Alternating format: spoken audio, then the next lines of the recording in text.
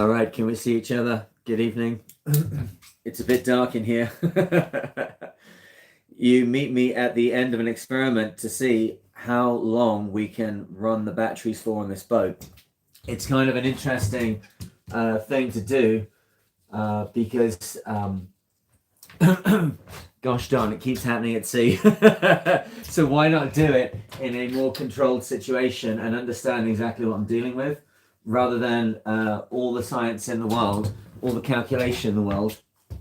If you've got one bit of stray electricity somewhere on the boat, to speak of things simply, if something somewhere is not connected as it should be, or there's some kind of poor connection between things, something like that, it can mean that when you start to get down to very small thresholds of like something's happening and you can't move and you're using electricity, or it's a strong storm and the autopilot's doing loads of work and you can't get the engine started, you can end up in positions where it's like we have very little power on board the boat, and managing that becomes very, very important. So what I've been doing is going through a cycle here of understanding just how far I can run my lithium batteries down, just looking at the indicator there. So my lithium batteries at the moment are sitting at 25.27 volts, right? So they are pretty close to the bottom of what they can do. When that reads about 24.8, the battery, inside the battery management system, it will cut off.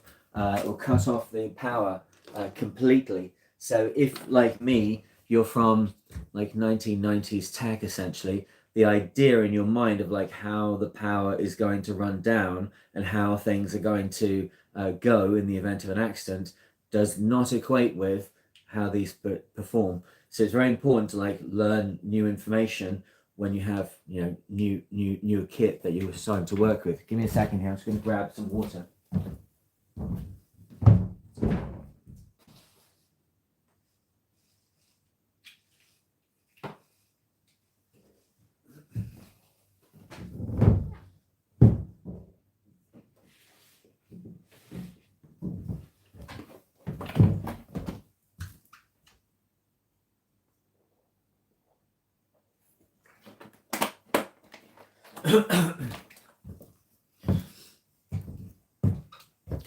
Okay, good. Just give me a shout. Tell me how the audio is. I got this new headset, which is just a gaming headset, but it should combine a microphone and headphones, which I'm very used to wearing. Because the whole lapel mic, I was kind of joking yesterday when I was on the stream. I feel like I'm being held ransom by dead cats. The dead cats are those little fluffy things that go on the microphones, and I basically can't operate the channel because I can't find this little like 25-cent thing, which I know there's a box of 15 of them here somewhere, and 2 came with the microphone, so 17 dead cats are holding me ransom. So I went and got this like 80 euros, and suddenly, as long as I don't wear it outside in any kind of weather, I think we're good to go. And then I've got like wired microphones and stuff. So yeah, the experiment to run the batteries down is always very interesting, because it does start to highlight the exact nature of these lithium iron phosphate batteries. I bought the battery I've got here from, I think I was trying to buy literally from like Temu or something like that, like some super cheap option in the US. 1 second. I think I've even got a reliable mute there. So I ordered it from Temu. It didn't come, and so I cancelled the order. So I looked at Amazon like, okay, you know, if I was going to buy something from Temu, so I saw this one, same battery, over on Amazon. So like, okay, it's a Chinese manufacturer. It seems to have pretty good reviews. So I bought it. It was like $660, something like that, and it was from a company called Lithium, Li, and then dash Time. It's like quite a Chinese name. Whatever. It was cheap. We didn't have much money. It has a built-in battery management system, but it doesn't have a Bluetooth like connectivity. The other one I've got, which is the one I showed the other night, that's like a big Pelican box, it is also 24 volts. That's actually 120 amp hours in that one box, and I know that battery will run the autopilot and everything, like navigationally in a storm, it will run the boat for 6 hours. That's pushing it, but it will run it for 6 hours. So I have these like lumps of information about how the batteries work. So what I've been doing is, since I got back to Sherbourg, all of the filming I've been doing, all the recharging of the headsets, the equipment, the lights I've been running, and then me working a lot of the rest of the time. It's again nighttime now. It's like 9:10 here at European. So what's that, like British? So it's UTC +1, right? Here in France, and I'm kind of going to be awake all night again. It seems to be the way that I work better, and it's a very healthy thing for me to get into if I'm going to sea. There is, like, statistically less risk of me getting hit in the daytime than in the nighttime, because on board ship more people are awake, are on watch, are alert, and they might see me and miss me if there's some kind of situation in which I'm completely unable to navigate the boat, right? But at nighttime, like, all bets are off. Then it's radar. I am not very visible on radar. Lights, okay, I have lights, but a lot of people are not looking 35 meters up in the air for a little light that's roving along, at the top of a masthead. So I like to be awake as much as I can be during the night, because that's the worst time. If you look at like which part of the day, if you divide the day up into 4 parts, the first bit being the midnight to 6 in the morning, that's like the worst. That's box 4. That's like the worst time of the day. It's pretty bad between 6 at night and midnight, as people get more tired towards the end at 11 o'clock, 12 o'clock.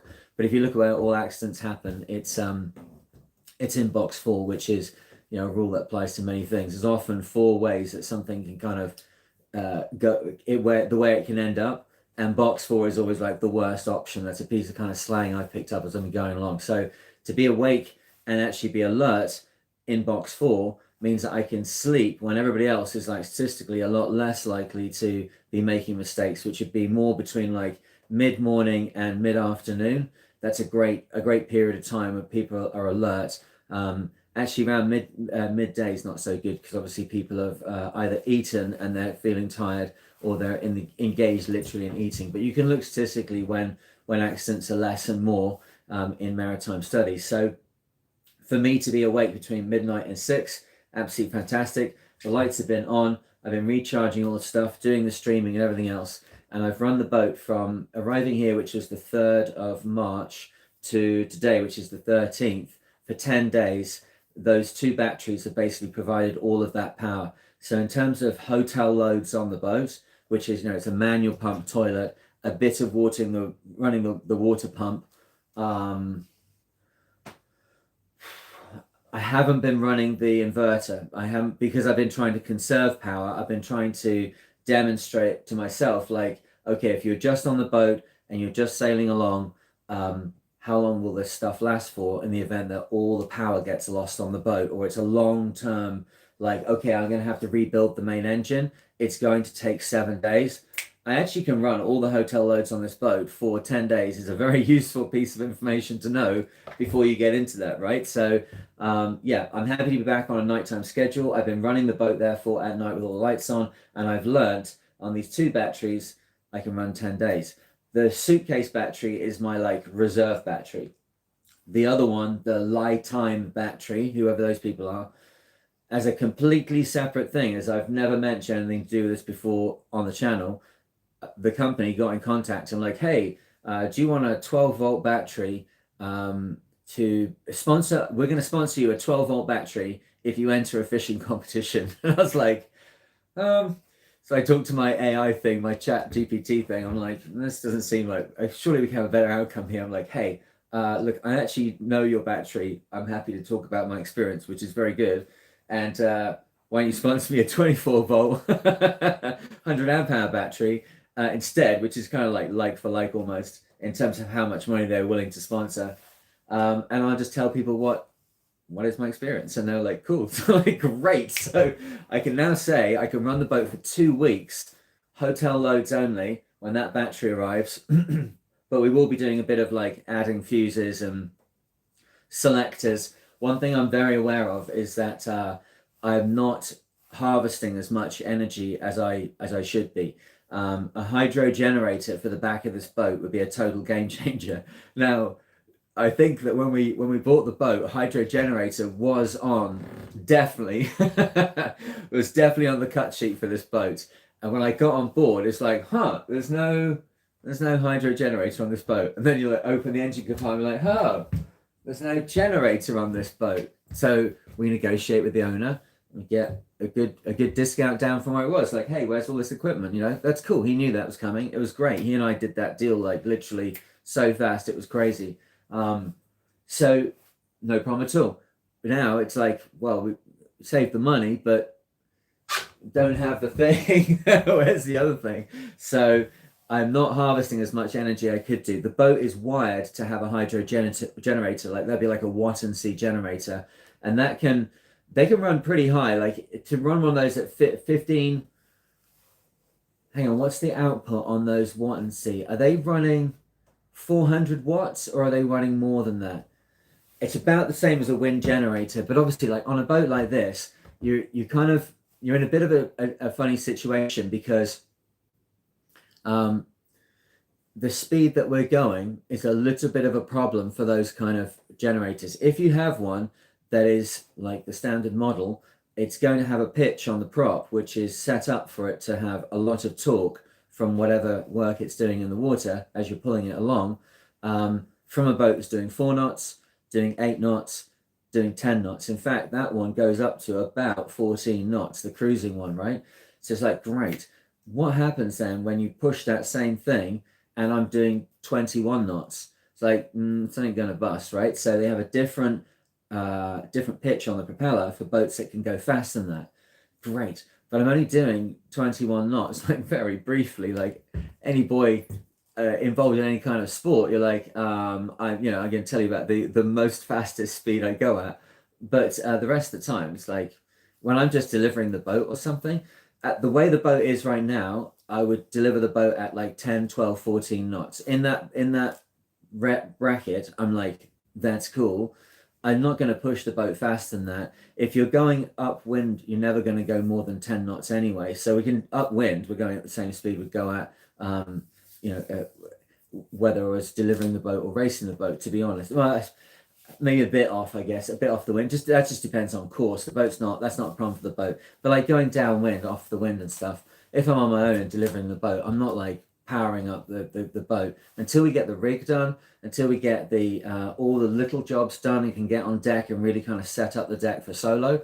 I'm not going to be pushing this boat more than like 60% of what it could do. So with that in mind, it's a case of what speed range is that, and that speed range is probably 8 to 14 knots. So it's like, that is not the cruising one, and it's not the performance one, which they put on the back of trimarans, IMOCA 60s, like boats that are going to be going at sustained speed. Those ones have variable pitch propellers. They're much more expensive. They're a lot more fiddly if something does go wrong. Obviously, you imagine the spares on the propeller are different, but they can then regulate their speed. It's like, I don't want to pay out like twice as much to get a performance thing that I'm not really going to use. What's this mid-range? And Watt and C have now created one which is for class 40s. And the class 40s sit in exactly that range. And the pitch on the propeller and the whole thing is set up to give output exactly there. So it's like, that's it. So that is five or 6,000 US, I think, for that unit. So you think like you can do a handshake with a guy like, yeah, okay, you don't have this, and this. So let's knock off, X percentage of the value of the boat. Bish, bash, bosh. Great to get things signed. It's like, unless you then have that money and you're willing to go and get it, you're just without that piece of equipment. So the main engine has been running as let me just have a quick look at the comments here. I just realized for a second, it's like, God, I would hate to discover that the audio is not on again. Something I got to have a look at. Oh, audio is good. Great. Yes, they do daylight saving times. Yes, they do. Yes, they do. You know what? I don't know the answer to that. They must do. Everywhere in Europe does savings. I think the thing is, It might be at a slightly different time. Gad, I have no answer for that. I could ask the AI thing, couldn't I? And then we could we could see. I'm gonna get my iPad's iPad is charging here now. I keep calling it. I've got a bloody Samsung tablet these days, and it's a great piece of equipment. But the word iPad is so stuck in my head, I kind of can't get past it. Um, yeah. So the British summertime has begun. It's also changed in Canada, right? It just happened a couple of days ago. I know that. Um, I don't know. And I don't know because the my watch resets itself automatically because it's like a smartwatch, right? So does the phone, so does the tablet. And then this barometer thing which I got here, I just realized the other day it corrects itself with the signal, the like atomic clock or whatever it is, sends out a radio signal. It's doing that as well. So I'm like, I can't remember. It's been a long time since I had to be in Europe and actually kind of answer questions like that. Probably they do. Thank you. Right. At the end of March, and that's it. So it's slightly different to it's slightly different to Canada, which was a couple of days ago, and then it's slightly different to the UK as well. Good Lord.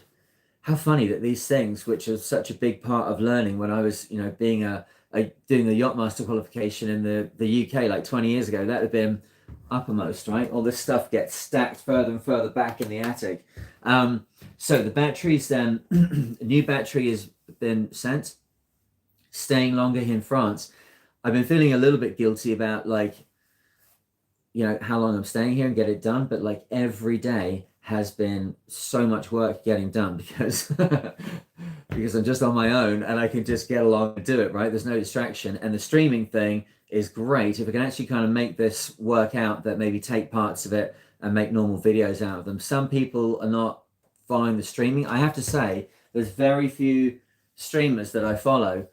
So I'm kind of a little naive myself to exactly how it works, but this is what I'm doing this evening. So if it's of interest, then here we go. This is what it takes to suddenly people look and go, oh, it's an 80-foot boat on your own. You're like, oh yeah, yeah, yeah. Is it, are you busy? Oh yeah, a little bit. I'm just starting work. It's 10 o'clock at night. Right. So yeah, we get the new batteries. That's good. What are we building this evening? Was the question I saw. Then let's get things a little bit more organized. We are a little bit low on power, but it's a very real situation.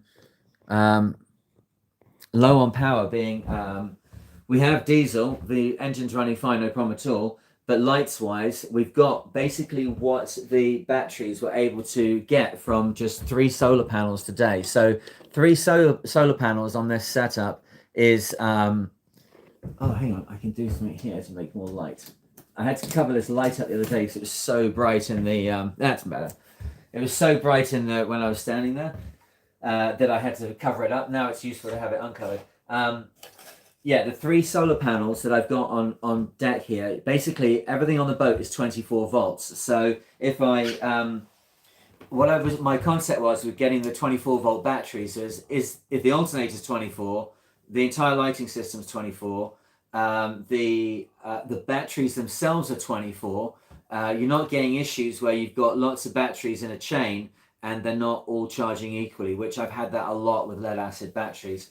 So what I really wanted to make with this lithium setup is a method where there's no stepping up or stepping down. And I didn't really realize until I went looking for it specifically that of course they make lithium iron phosphate batteries in 24 volts, just as they make the 12 volt ones, right? So suddenly it's like, oh, this is great. Everything on the boat is 24 volts. And I love 24 volts on a boat because it's just so much easier to work with. The amperage is so much lower in each wire. There's like a lot less loss over distance. It's a much better voltage to interact with when you're in a wet situation because the amperage is lower. You get yourself into a lot less troubles with 24 volts. It's also a commercial standard, which kind of gives you an idea of where it's at. That's their choice that things are going to be 24 volts at sea. 12 volts is a weird one, and I'm a bit of a fan of Elon Musk in the version that exists in my head, So but he was, how was I gonna relate that to this? Oh no, good Lord! Oh my goodness, it's so easy to lose your train of thought. I'm thinking about this power supply here, and I'm thinking about the lights. Oh well, it's gone. As my mother would say, it must have been a lie. The situation for me tonight, though, is that the lighting is low here because basically, oh yeah, the solar panels. So the solar panels, in three of them together, they're each churning out 20 odd volts, and together that's 60 volts, and 60 volts going into the solar charger. It then gets converted to a nice charging voltage at 24 volts. So everything is sitting. Oh, Elon Musk, right? So it was it Tesla sent some kind of paper around to other car manufacturers and said, why don't we stop using 12 volts? Like 12 volts is a really shitty way to transmit power around. I think they were saying 48 volts. Yeah, bring it on. If that's what that is. 48 volts in my mind, like the child in me thinks, Jesus, it's gonna be like 1.121 gigawatts. It's gonna be like, sparking electricity. It's just much lower amperage. If you get whacked, by voltage, it's a lot less of a problem. Like I think of 12 volts, if you get into a situation as a mechanic where you accidentally touch a wrench or a screwdriver, or God help you, like jewelry or something like that across a 12-volt battery, it's like good night Sienna, right? This the on boats. I've been on a clipper boat. There was, oh, now what was it? They were cleaning it out, right? It was my boat. That was just before we did the clipper race. They put them through a mild refit, freshened them all back up, and one of the batteries had exploded on my boat. Like somebody had connected something wrong somewhere, and it shorted out a 12-volt lead acid battery. But again, because they're commercial boats, it's all shielded in. It blew up in its box. Acid was going to wash all the bilges down. Not too much of a problem, but we don't want anything like that, right? These batteries here are meant as like deep discharge batteries. They will have 5,000 cycles in them, but I can really get the most from them if they're 24 volts charging at 29 volts. So to be able to take solar panels at 20 volts each, running in series. Hang on, yeah, in series, right? You've got to get this right. In series, they're throwing 60 volts in, and they're able to then magic wizards inside that box makes it that's a really good charging voltage for the lithium. Let's put it like that way, right? Before we get too dragged off into the details. But whatever goes on in that MPPT solar charger, it's able to process that voltage coming in at low amperage and kick it out very nicely for 24 volts. So the 3 solar cells that are operating on deck now at 50 degrees north in France are the minimum that I could possibly put together if I got loads of damaged connections and there's going to be in the end, there's going to be 6 at the moment. There's 5 on deck right now. 2 of them aren't connected. 3 are working together. So 3 is the minimum cell. There's going to be 1, 2, so there's going to be 12 in total. So there'll be 4 of those coming in. And I think between those, I can run the autopilot, I can run the instruments and the hotel loads for 2 weeks with my batteries. That's what it'd be. Yeah. If I can get the solar, if I can get 4 solar. So I've got 6 solar. Okay, still. Yeah, I think with the screens, the Raymarine screens, although I've got loads of them on this boat, too many really, they're not pulling that much power. So you could then make a judgment and say, having done this test with the minimum solar setup I can have that works efficiently with the batteries I physically got, I can run the boat and all the nav equipment for 2 weeks and literally have like 33% in reserve in that separate big battery box. So it's the end of a test, so a little bit low on the lighting tonight. I think my brain power's turned down a little bit as well, but for everything's charged, the phone is charged, the Starlink's on, the lights are on a little bit, and then we're going to make up tonight the fuel transfer manifold, and talk about setting something like this up. Like, I don't know everything about boats nor about engineering, but this is how I'm going to do it, and I think it'll work. Basically, let me get a little bit of a better shot down here. I'll just read the chat a second. Yeah, okay, Trevor, yeah. Oh, really? Okay, so the UK hasn't yet. Oh, God, I'm really confused. All right, so what do we got here? We've got inside the engine bay right now, we've got the fuel transfer pump. It's a little Marco UP3 pump, which is used for, you can move fuel oil with it and you can move lubricant oil with it. So it's, as we've talked about before, we'll maybe see it this evening. The one that was on the boat was a massive pump that was, I don't know what the capacity was, like 25 litres per minute or something, which the day tank is like 35 minutes. So literally, if you walk away, have 3 words of a conversation with somebody and come back, it's already blasting onto the deck. As a fuel tank transfer pump, oh, just thought about that. Actually, that could be quite interesting. Anyway, it wasn't working, so it had to leave. The UP3 is here now, but I want to make a fuel manifold that can actually like be useful. So the situation on the boat at the moment is the 2 tanks, port and starboard, have a balancing pipe which you can't put a stop, there's no stopcock in it. You can put a stopcock in it, that's the wrong thing to say, but you can't block it off, there is no stopcock in it. That's already insane. So with the fuel tank with the mostest fuel on is the lowest fuel tank when you're sailing. That's because this refit that was done for this boat in Venice, when it was doing that work there with all its other sister vessels, of which I think 4 or 5 of them are still there doing that, working corporate charter.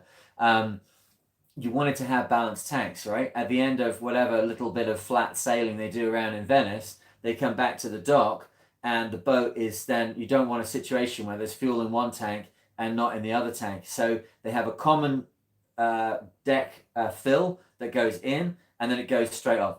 That's a terrible design. We're going to change it. We're not changing it tonight, but we're going to start the process. The 2 tanks then have 2 feeds that come up and come together out of sight. I don't actually know where the junction is right now.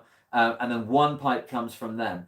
You can turn off the valves on either side on top of the tank. So it's like, okay, so there's a common feed and I can do either tank. Not too bad, but those metal handle valves are in the bilge, which is not great. Cool. So you got 1 pipe comes up from 250 litres on either side from 500 litres of fuel. Is that right? No, probably 200 litres. You know, I don't even know. That's terrible. They're pretty heavily angled bottom tanks. One thing we have found recently is that Far Yacht Design, that designed this boat, Design 309, they are willing to sell me the plans of the boat because I'm here, we're running the boat. The owners and the operators of these vessels have a right to see the plans for them. You have to pay for it. They're not giving it away. But once you've got it, a lot of questions about this boat suddenly will go away. When you've got a boat that was, they were built as a class, there was 8 of them, and then they did, I guess, whatever ownership or consortium or group it was that had them, they did some match racing with them, and then they did some, I think they did a little bit of kind of like offshore racing with them as a fleet, but literally by 2000, they were already down into Venice and they were being used there as corporate vessels, right? So they did, I think she did that for like 10 years before she was refit in 2010. And she was refit in 2010. So she had her original interior or some combination of that until 2010. So does a bit of like competitive racing, 10 years doing I don't know what. And then from 2010, 2016, she's got this very nice corporate interior that's in Venice. And then she gets bought by the last owner. I think he did a world arc with her, did a lot of Heineken regattas and stuff. I saw him doing that. So I admired this boat from afar for many years before I was lucky enough to be the captain. So the boat then, at this point, after he's done the world arc and everything else, that corporate interior is on a race boat.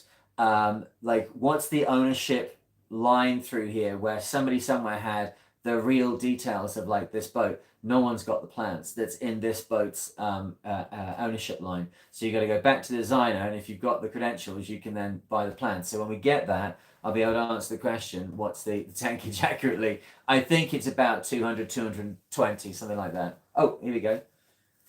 Oh, right, so that's my new headphones, just. Let's have a see. We do have some spare power, but we need to be judicious with it. Interesting. It's interesting when you buy these devices now where they've got lithium batteries in them, the ones that have got built-in batteries, because they transport obviously with only a very small voltage in them. just to keep them healthy. Oh, here we go. That's interesting. So these I found are very useful as well. I've been like, I haven't recharged off the boat, but just the power in these has been great for keeping the phones going. So yeah, like, it's been pretty cool. 10 days. 10 days of running without any charging.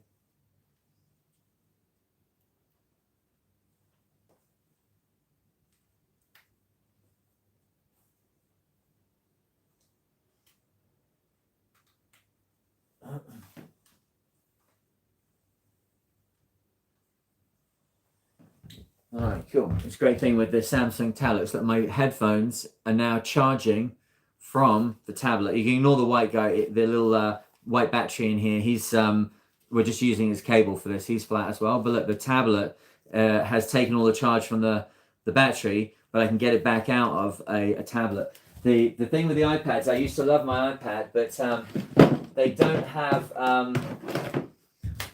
have GPS in them unless they've got SIM cards, right? And that's a big problem. And I also got into the issue where as a content creator, I'd have video over here on my iPhone, and unless it connect to the cloud and get it over to the tablet, I can't edit it. It's like I can't get the information out of it, so I had to move away from the Apple architecture.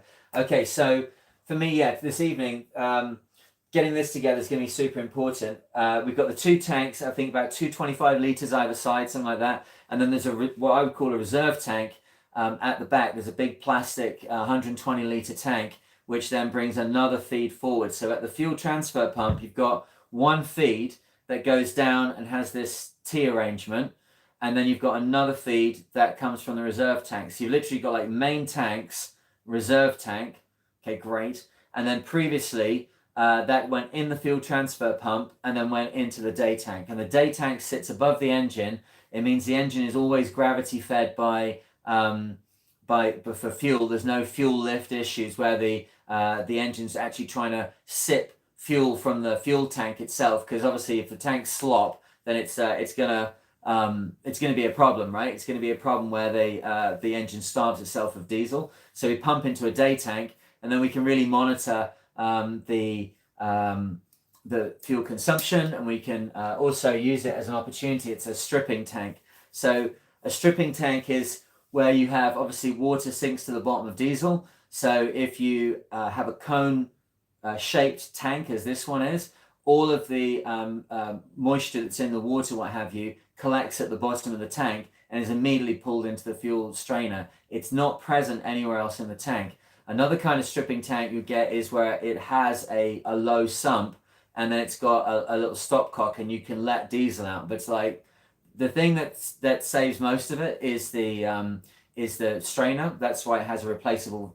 filter. That's why it has the big bowl there to get the water out.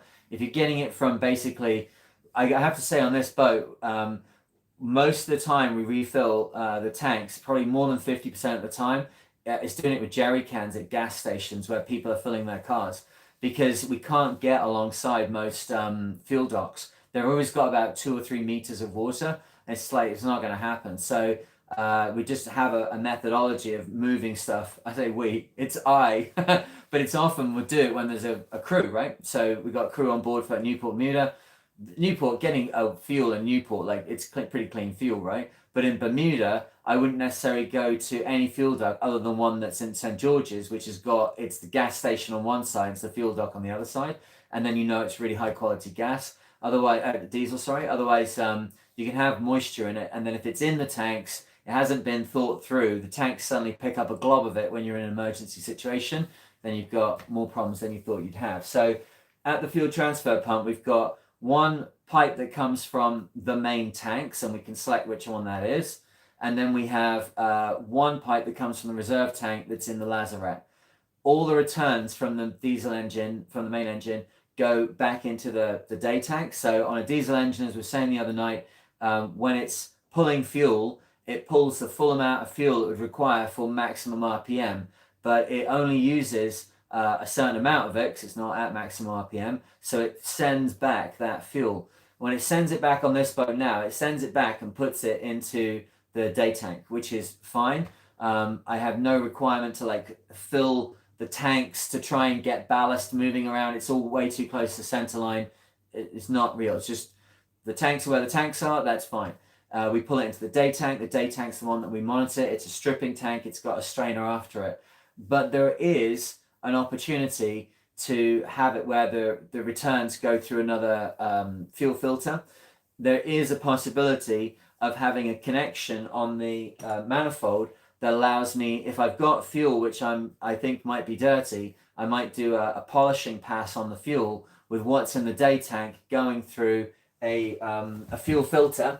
Let me show you here.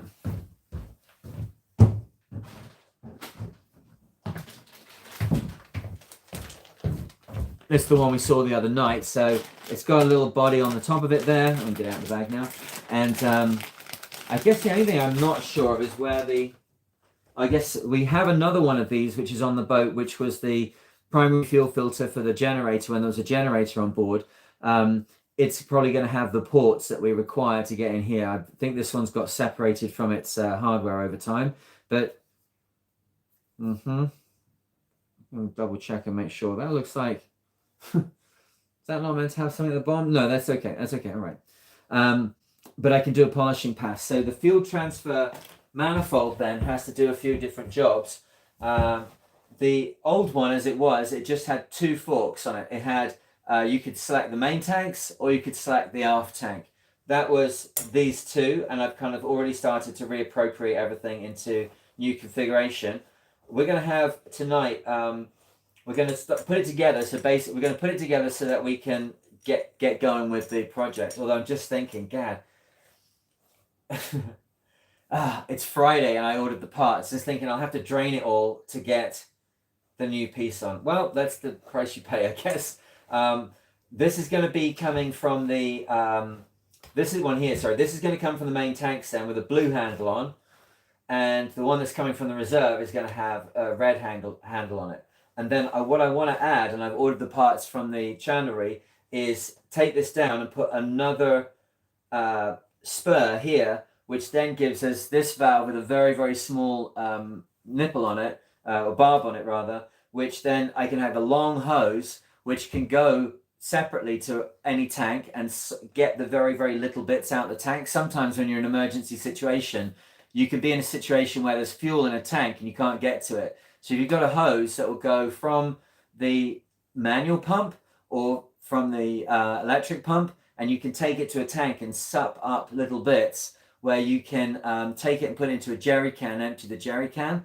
That is like an amazing thing to have. And it's just the case of putting another valve on here. So we'll have, instead of having this 90 degree here, we'll have 1, 2, and then like an F shape here. So this bit here then will be reserve, main tank, and then there's going to be another one which is the scavenger hose, whatever you want to call that thing, right? So that's the bottom side of it. The top side of it up here is going to be two valves. They've got different sized barbs on them. One of them is going to the large hose that was on the previous 25 litre per minute pump, which is a 3/4 hose. Well, no, I guess at that end it's like 16. Are they 16 mil, these? 16, maybe bigger than, no, 16 mil. These are 16 mil hoses. So the interior diameter is 16 mil on the fuel hose. It's a big bore, too big for this little pump that we've now got. Yeah, sure, it's not going to be a problem, but it doesn't need that size. But the manual pump will really, really appreciate having a big bore diameter, which this one has as well. So we got the big bore pipe is going to go to the manual pump, and that will mean that you can open the valve and select to use the manual pump to then suck from the main tanks, port and starboard, from the reserve tank, or from the scavenger pickup pipe, right?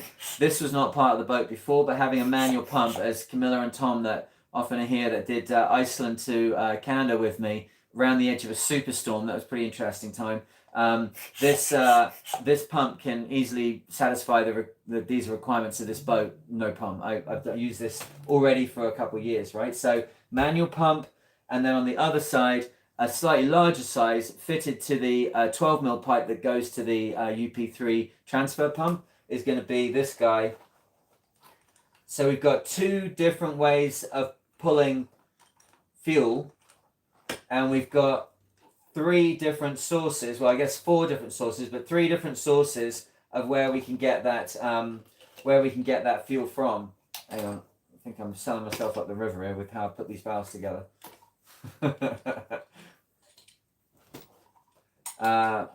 Yeah. All right. So let me have a look at the chat here. So this is going to be me putting some tape on and then wielding some wrenches here. Apple AirDrop.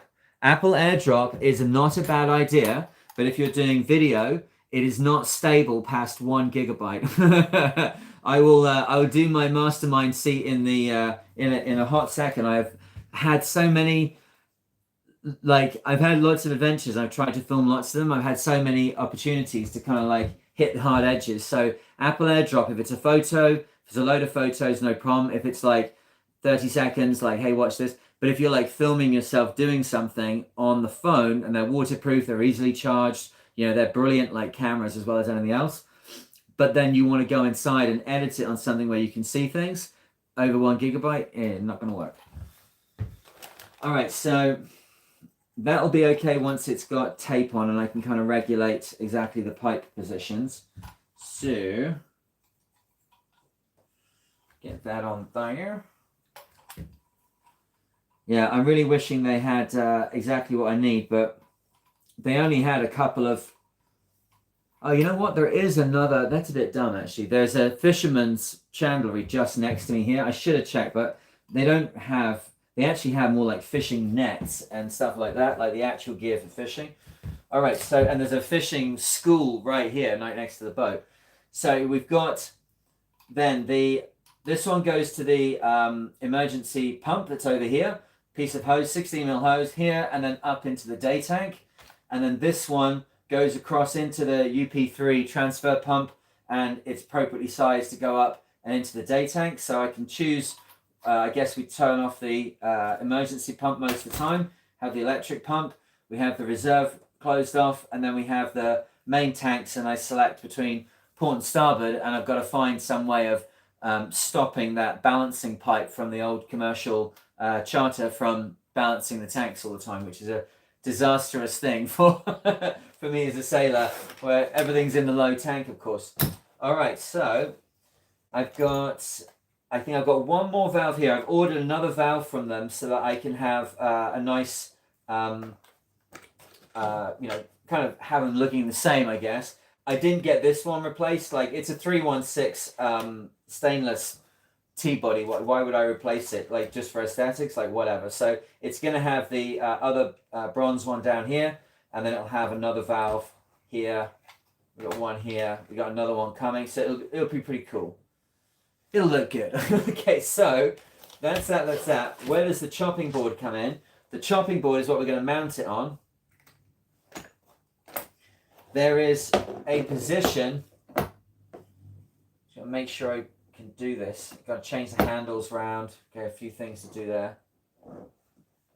I'm not 100% certain about the fact it's got a handle in there, but if I can do this and then get my drill and drill down either side of it and just use zip ties, it means that in the event this board, then there is a place in the engine bay where some piece of equipment's been removed. Oh, thinking about it, it was the water strainer for the generator. It would have sat there. Okay, fine. So there's 4 mounted stainless steel fasteners coming out the bulkhead, which are a mess and need removing. Or I found the hardware that goes on them, get this board, drill through, and I've got nice stainless steel fasteners here. I've got a nice, clean, easy, stiff board. I mount this guy on it like this, and then I can see everything. I can label everything if I need to. And if I need to take it all off, I just cut a load of zip ties, and that's that, right? It'll be kind of attached in the way that kids' toys are in the boxes. Guess where I got the idea from. All right, so I'm going to kind of get on with this a little bit now and quit the chatter for 15 minutes and put some things together. I'm happy to take questions. Where are we up to? We've got Gareth has paid for Newport Bermuda. That's cool.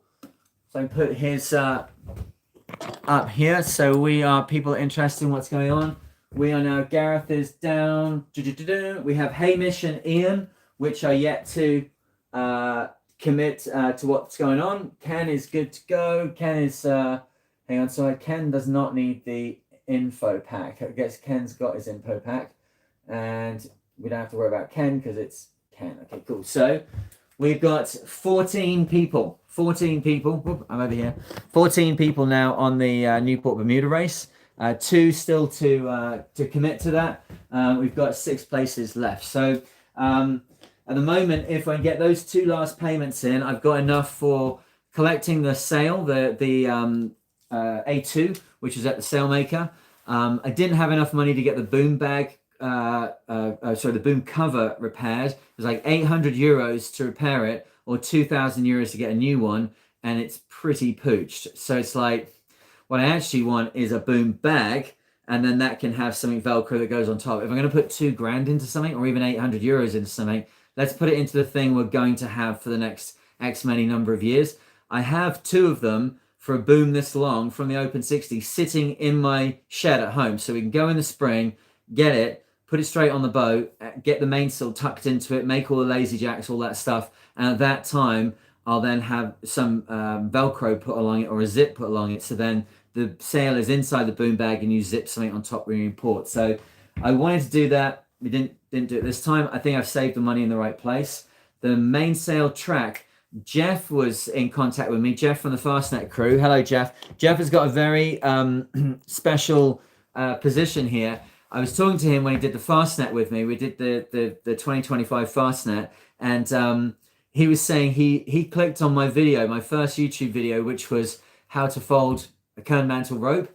I'm like down in the basement there, and bless her, my ex-wife was very kind, sort of getting me over my initial nervousness about doing that, and set that initial scene up for me, and did it. And Jeff said that like 4 minutes later, after I'd uploaded it, he was one of the ones clicking it. So he's like subscriber number 2 or something. So Jeff was on the trip with us.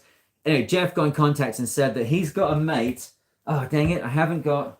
If I restart my the tablet is charging the headphones. If we get the headphones going, we'll go back onto cool audio.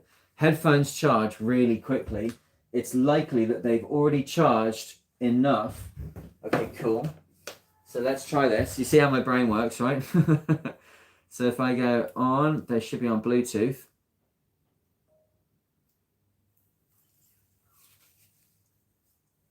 How's that? Are we back on? If it is, that'd be cool. We can get the tablet out and have a few things on this. Let me read the chat. And I've actually got to do some work here and spin some things into reality as opposed to just talking about them. Apple AirDrop works without the cloud, absolutely, yeah. On my wish list, a day that sits above on my wish list on a day that sits above the engine. Yeah, I get you. It's yeah, the engine thing for me is a case of I've got the space in the engine bay to have the original setup set back up, which was the like an auxiliary engine, and that's a really, really beneficial situation for the kind of stuff I'm doing, because having a high output alternator on the main engine and the 24-volt batteries and all the situation I've got going on here is great, but having the same setup on an engine that's a lot more economical than the main engine would be by far better. And that engine is sitting inside the Open 60 in Nova Scotia, and that's where we're going next. So it'd be amazing to get that for the. Oh, I wonder if I could get that for the Newport Bermuda race. Whew. Oh, that's a good thought. Right, okay, I'll have to work on that. Actually, you know what? I'll come back to that in a minute. Let me, just before my time runs out here, let's get a few things done on this one. I'm getting some tools. Good Lord, I haven't even got the wrenches out yet. Audio's good. Thanks, man. Cheers.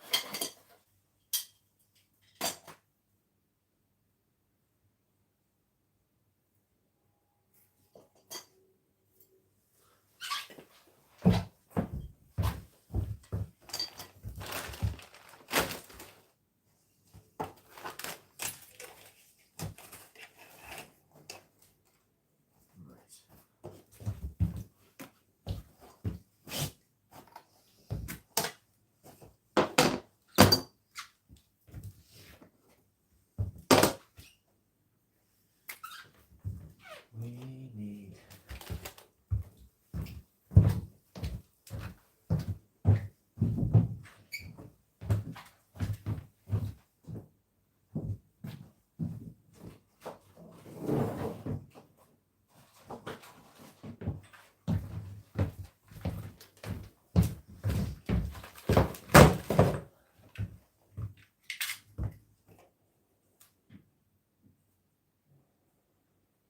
All right.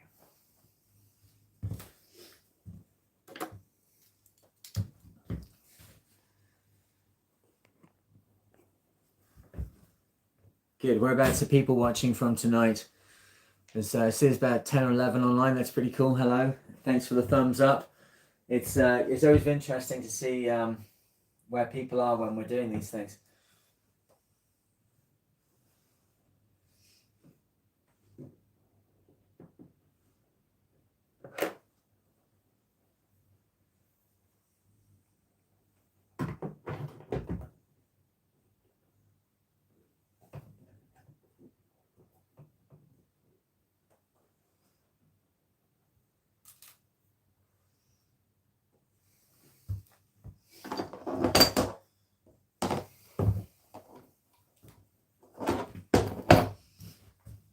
Scotland, hey. Whereabouts in Scotland?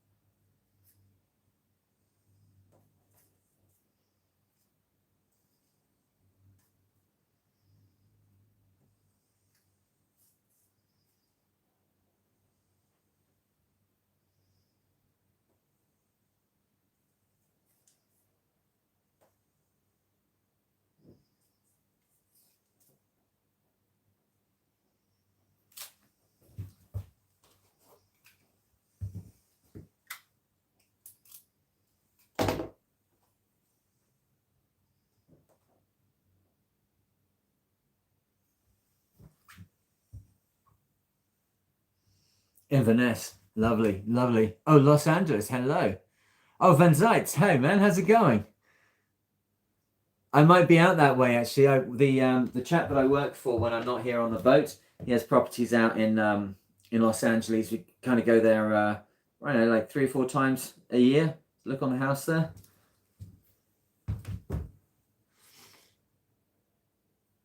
Aha, Fort Lauderdale. Hey, man. I lived in Fort Lauderdale. What a crazy town that was. I was there in 2007. 2007? 2008. Okay, I was driving a 110. No, I wasn't driving. I was the mate on that one. Sorry, I was the mate. It was called Muck's Luck, and it was 110-foot Hatteras. And we were in Raleigh Marine doing a refit. I did a lot of qualifications at that time as well. And so I was down at Marine Professional Training there. And I had a Harley Davidson, which I was borrowing off a mate to do all my commuting in. Yeah, like a different lifetime.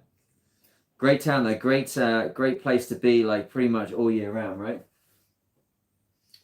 Oh, and I was on another boat there. I was on Canfloor Lady and 110-foot Aston Doa underneath the 9th Street Bridge. Does that make sense? Is there, when you were there, it had like this metal grill deck, and it would sound like bees, meow, meow, meow, as they all go over the bridge. The boat was literally parked directly beneath it. Like, all night, these angry bees going on overhead. Romania. Oh my goodness me! What's going on here? Dude, I'm on a boat and I'm going to sail solo across the Atlantic. That's the idea here. Again, for the 37th time or something. Not on this boat, but on lots of different ones. So I sailed this one across from Portland, Maine in the US in what was it, July of last year, and we did the Fastnet race, which is a yacht race in the UK going around this little rock near Ireland. And then the boat's been here and been in kind of storage, and I've been getting on with my life, and now I'm back and prepping and doing all these little jobs, and then we're gonna go and sail across the Atlantic again. And by doing that, qualify for a solo around the world yacht race in December 2027. So that's the general plan. You see, I'm just cutting away where I got a little excess around, because this is literally going to be me hand pumping on this thing, drawing fuel through here. So it's like having a constriction on it is like super dumb. So I just cut the end of it off a little bit there where it got too long.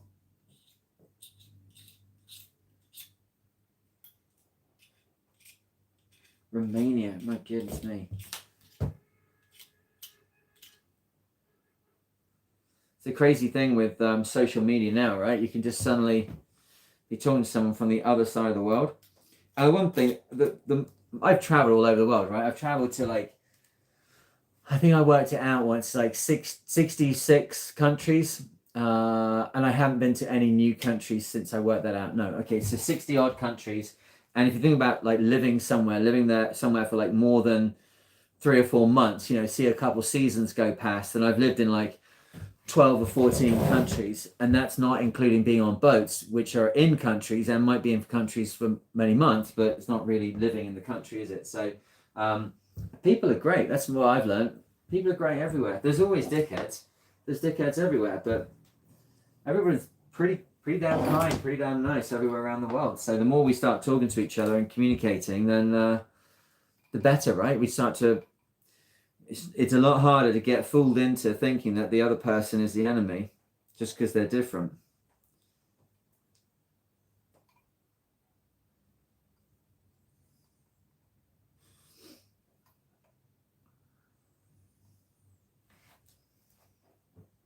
I don't think I put enough tape on that. Wow, that's quite a sloppy thread. Interesting. Might be getting a little bit more industrial about that. I want to feel it bind up before it gets to the maximum depth on the thread, hey? I'm just going to go this way. I take that one the wrong way around.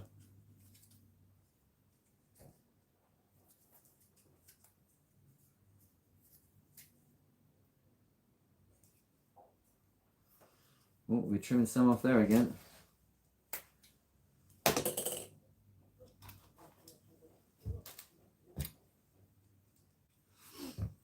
Oh, here we go.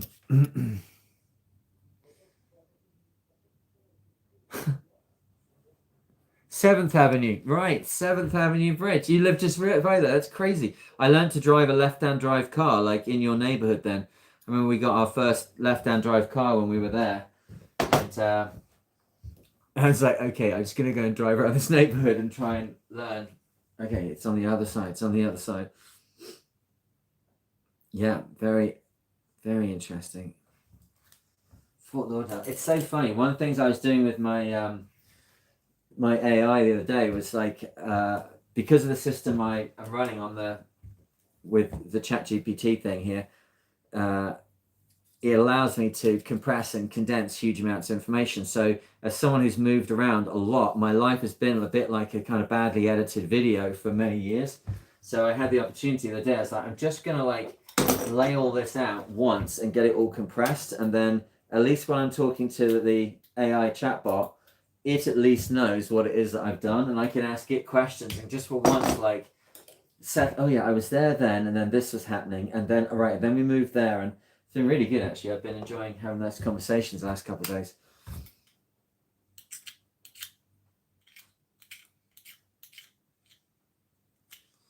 This is not my finest work. Come on.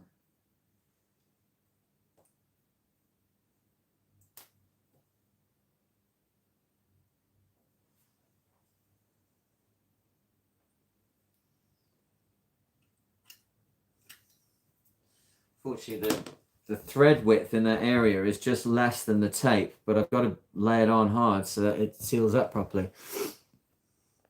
That is cool, man. I sense some good vibes. I just got my coast, skipper license for yachts. Awesome. Plan to go to Greece this summer to attend the RYA classes. Absolutely. Hey, look something up whilst you're doing your qualifications. No, Gosport. Hello, Gosport. Gosport, where we used to have T9 text messaging when I was there with the Clipper race in 09. When I was so 9, 10, 11, I was in Gosport a lot with Clipper, and you used to use T9, and you try and put in Gosport, and it would come out horror you. And the question was always, is it better to be in Portsmouth in the fancy buildings looking at Gosport, or in Gosport looking at the fancy buildings? I'm never quite sure which. Although I had loads of great times in Gosport, I really did. I'm sure it's changed a lot over 15 years, but we had lots of great times. My mate Aston saved my bacon so many times. He was my crewman when I went around the world. Good Lord. Good man, Aston. What was I going to say? Oh, yeah. So look up with the RYA qualifications. I'm hearing chit-chat about the fact that I think Monaco is not accepting RYA. Is that right? Yeah, they're not accepting RYA Yachtmaster. Have a look and just see. The dominance of the RYA system has been absolute for years and years and years. But if you're going to go and work in Europe, Britain is not part of Europe anymore. They kind of pooched themselves on that one, right? So check it out. I've got my Yachtmaster from RYA, and my Ocean Master is from MPT in America, who they had a big court case against the RYA in around 2005, I think it was. Where's that gone? Over the term Yachtmaster, that exact phrase, Yachtmaster, and they lost. They're like, in the end, whatever it came down to, I guess it'd be like intellectual property or what have you. Like you can't copyright that. So I think that's where it was. Maybe it was their legal status, whatever they are. But whatever the deal was, they set up, and they do something which is very well regarded all around the world and has a good standing with all other countries, and is not caught up and has never been caught up with the UK, EU, Brexit shenanigans. So if you're doing RYA qualifications, good on you. Go and do it. It's great. Go and use it. More important, right? Getting your qualifications is like getting a driver's license. As we all know, that means then you can now go and learn to drive, right? So do both of those, but just check before you get on the path. I've always said to people until now, do RYA, but that was literally just a couple of days ago. I read that. I was like, oh, I hadn't thought about that, but it makes complete sense, of course. Just kind of had enough of the UK shenanigans. So like, okay, you don't want to be part of this, don't be part of it. Let's make sure I'm turning this in correctly. This is going to get a little bit more. I was trying to do it really carefully. Now it's just like, get her done. I do have to cut that excess off.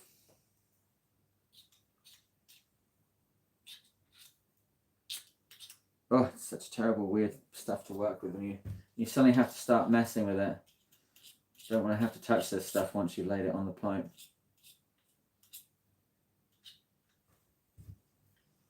But it is weird to make a constriction when you're the one that's then going to have to put in the physical calories to get the fuel past it. Tiny though it might be.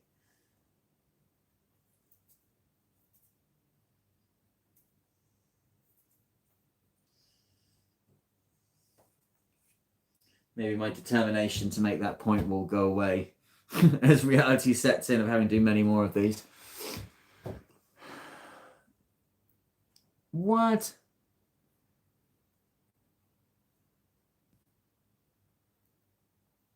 Yeah, we're on the same boat, exactly right. Exuma Land and Sea Park. There are 3 big lemon sharks under my boat. What? That is so cool. I've been to the Bahamas once to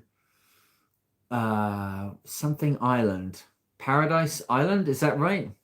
And went diving with sharks there. I seem to remember we were on a boat. That was maybe Muxlock as well. Yeah. Again, I've got I swear to God, I've got to it's so silly. Like I've never done any sailing with any person. There was one relationship I was in once where the person was a sailor, but we didn't actually do any sailing together. It was just two different worlds. But I like with Cat now, although I've been raising a 4-year-old, it's not like there's loads of opportunities to go out. But I would like to go and I think I want to go and just go cruising. But it's like when Isaac is like 7 or 8, something like that. Like to me, it seems like I don't know. I'm not sure I could keep a. I'm not sure I feel safe about trying to keep a toddler safe on a boat, or certainly not a boat like this. And I don't have any experience of any other boats. So right now, I don't know how to keep a toddler safe at sea because I could never have one safe on here, and I don't have any experience of anything else. If that makes sense. But I would love to get a boat. So I went and had a look at the Allures shipyard, or no, they're not. Allures are built there, but what's it called? Allure. Yeah, I think it's called Allure. And they build the Garcia yachts as well. It's like, ooh, they are so nice. But I have got to step up my game a little bit because the 45 was like 600,000 or 700,000 euros, which just don't have that hanging around. Like, although I did see that the sister ship of this boat, which has been made into a very nice private yacht, it still has the same mast on it, still has all the gear, actually has the inner foresail that I would like, is for sale for 400,000 euros, which it's a lot of money, but it's not more than double this boat. It's like, hang on, maybe we could trade out of the race boat variety and get the nice boat variety, and then take that sailing with the family when Isaac's old enough to be safe on this boat. It's good to have dreams. All right, we got another one.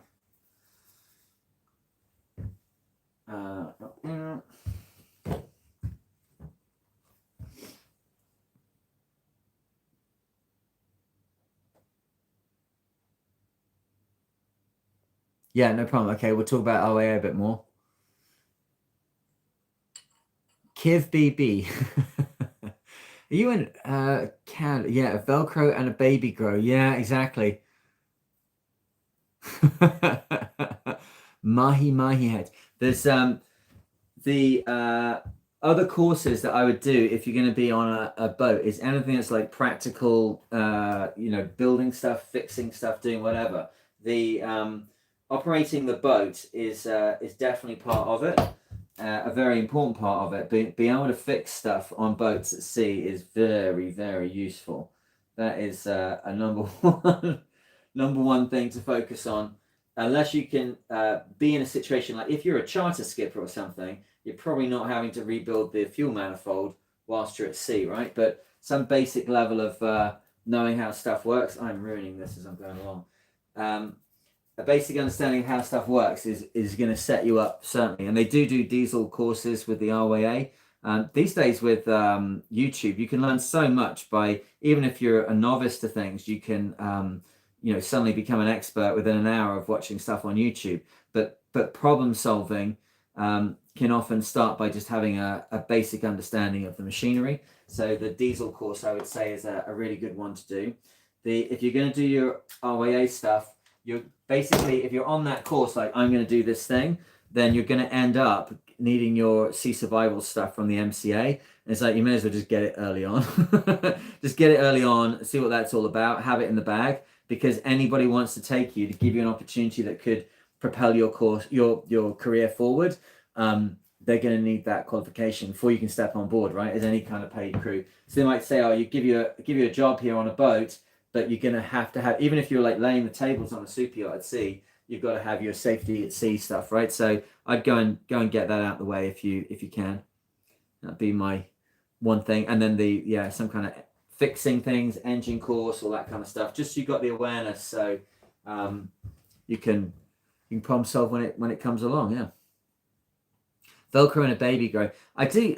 The other thing as well is I want it to be something where Isaac understands a bit more about what he's seeing and understands a bit more of like what he sees of us, of what mummy and daddy are doing whilst they're sailing the boat, because I think there's an opportunity there for a little one to learn a huge amount about what the world around them. So I guess I want him to be a bit older, having that experience. When I was an out of bound instructor, the one thing we learned there is that kids can't transfer stuff. It take a hard skill like kayaking and talk to them about teamwork. A child under 14 years of age can't transfer the team working that they learn on kayaking very easily on average to other activities. But once they're over that, they can see how the kayaking, the hard skill wasn't the important bit, it was the team working that was the important bit. So going and sailing around the world with a little one, my thought, not that I have any experience in any of this, but my thought was if it was a bit older in the same time period, there might be more transferable skills that he could then use in the rest of his life, you know. I'm guessing that we'll have lots of opportunity to have adventures later on. I hope so, right? But if we're like planning towards something now, I would, my thought was just that it would be great if he knew a little bit more about what was going on around him before we jumped in on that.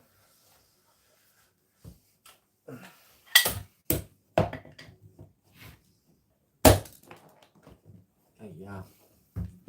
We're gonna need a bigger wrench here.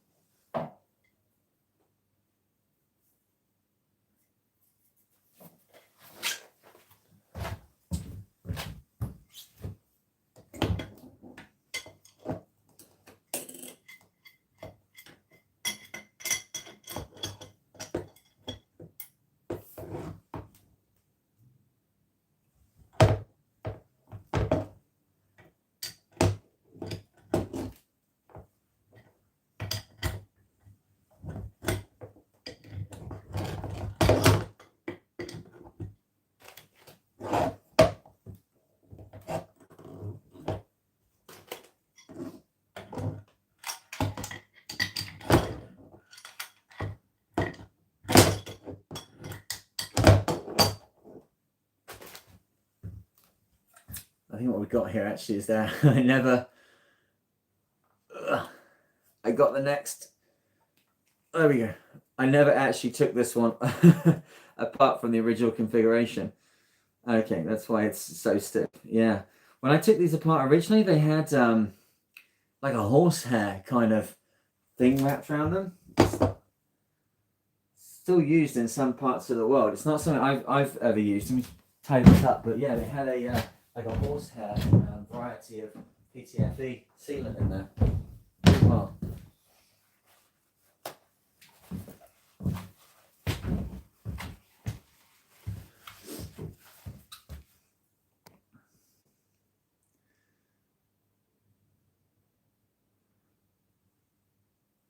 Yeah, good. Engineering, that's it. If you've got that engineering background, although, as we all know, there's a difference between engineering up here and engineering here, right? But yeah, if you've got a basic concept of how it all goes together, you can't really go wrong. That's great.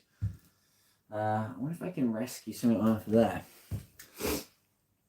The next Sailing the Vagabond. I'm not sure. I had an opportunity to be famous previously. I'm not sure I would want to do that again. And I don't mean anything to do with sailing around the world. I was an English teacher in China, and I've had the experience of being like in a I think it was Pizza Hut. Pizza Hut came to the city where we lived, and every night when we'd go out there was like 30 people plastered against the window, like those Garfields used to get stuck in the back windows of cars. I don't think I would ever want to be famous.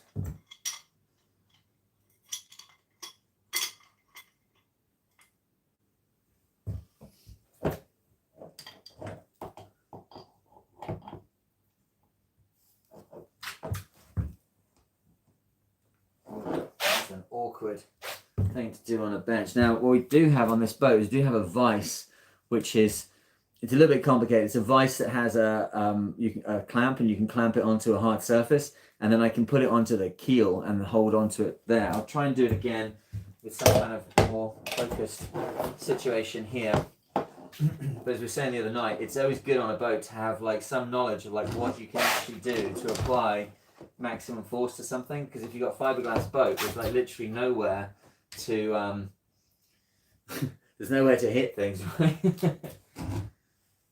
It's a very slippery option here. There we go.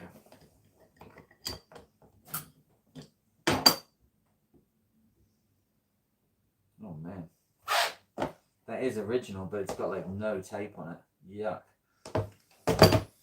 Well, this old pump didn't work, so I do start to wonder if it was just so many air leaks in the intake side that it just couldn't get a proper prime.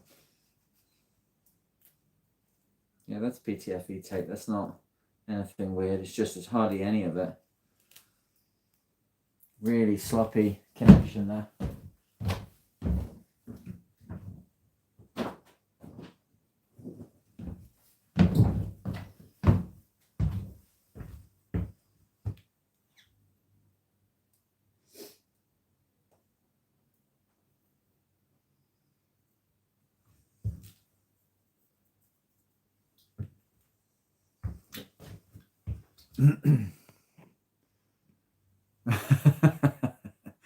He called it a day fixing your boat, so that's what somebody else do it. Yeah, exactly.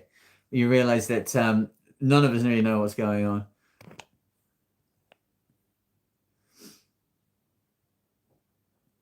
Yeah, absolutely.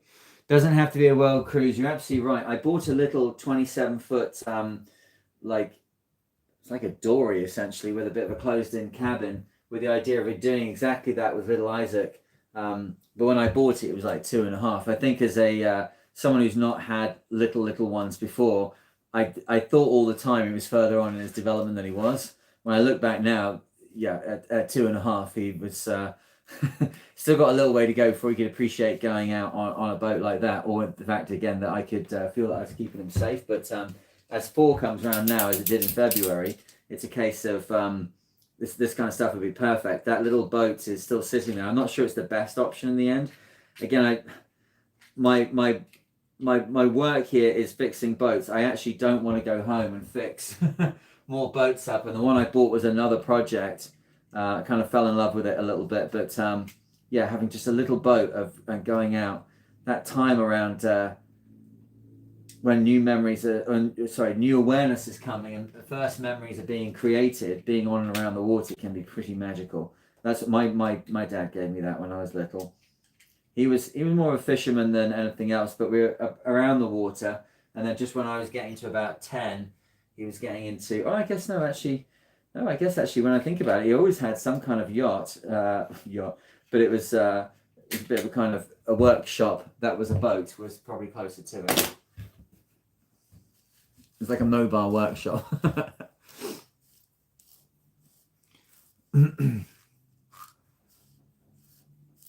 Oh yeah, well,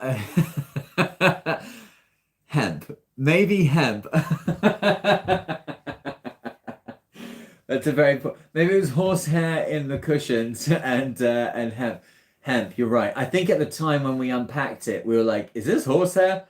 And then you're right. Looked it up and it was hemp. That's absolutely right. How funny the mind is that you remember the you remember the wrong bit.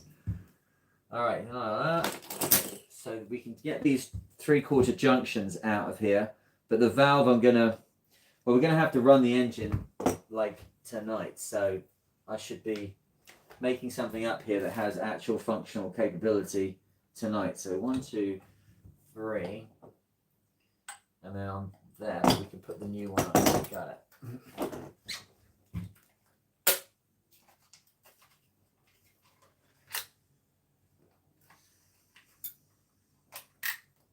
These kind of box cutters still make me very nervous. I remember looking out through the windows of the mess room on G-Fung, the first tall ship I worked on, and watching Berman, the bosun, cutting the serving off the stay that he was working on, or shroud rather, that he was working on, and literally just threw his hand with one of these box cutters.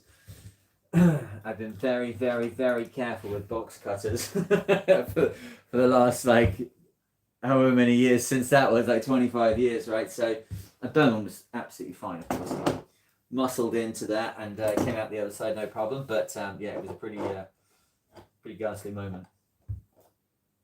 So we're going to go connect to something tape.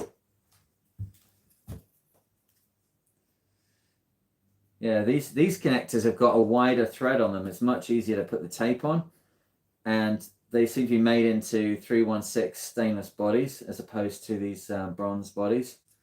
Just a different manufacturer, but nicer to work with. You don't have to cover up the actual nut there.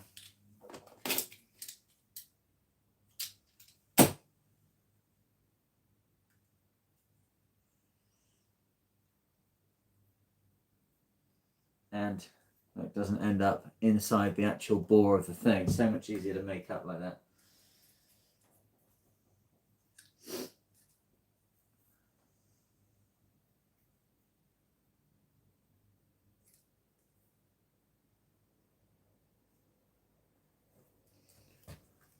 I hear a noise from my headphones there, so they are still going. You still got the audio on the headphones? Buy a small dinghy like an Enterprise sort of thing. Teach Isaac the love of pure sailing. Absolutely right. Yeah.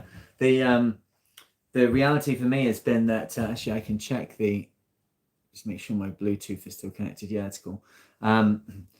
It's I make it too complicated, the sailing, right? So it's with this boat, we've got this boat, it's sitting on a mooring near the house. It's like 25 minutes to get there. But when you get on board, it's not like we can like just nip off and go and do something on the boat. I'm winning in a competition that only I am playing.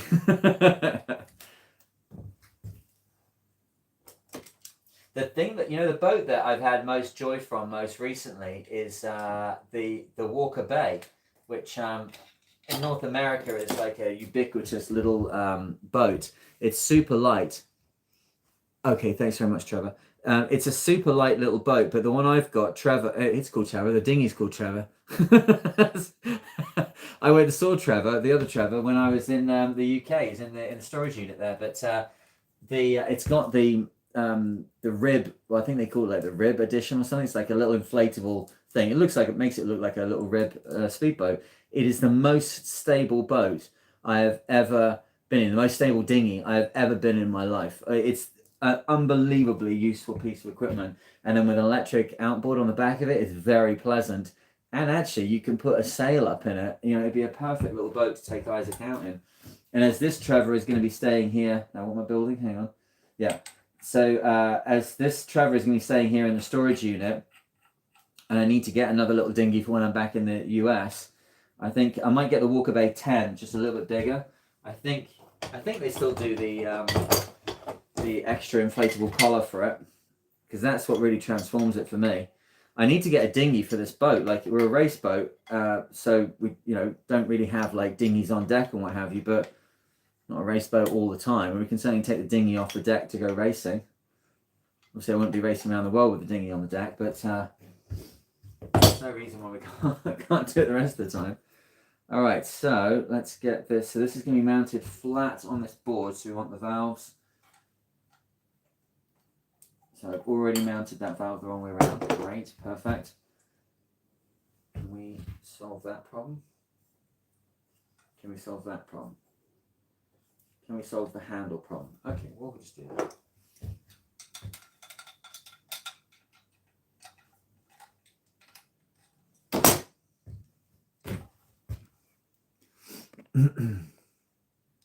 Great.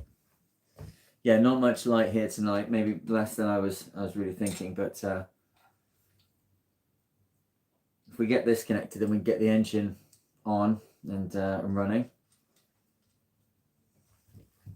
Although that might be a bit far down the line. We might not do that in this stream, but we'll get it on and then we can charge tomorrow. I wouldn't start the engine now anyway, because when there was a storm here in Sherbourg while I was away in the US, well, that's not quite going to line up there actually. We need some more tape. The dock just over here in the marina kind of came loose, and there's the catamaran that's behind us was on it, and it got moved directly behind this boat. So now it's very, very close behind me. If I run my engine, they're literally living on board, sleeping on board. I'm going to be running the engine directly into the back of boat while they're trying to sleep, so we won't be doing that.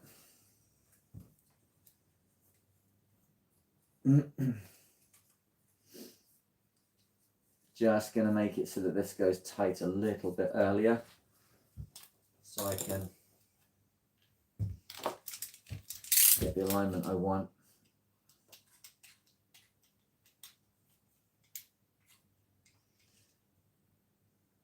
Oh, goodness me.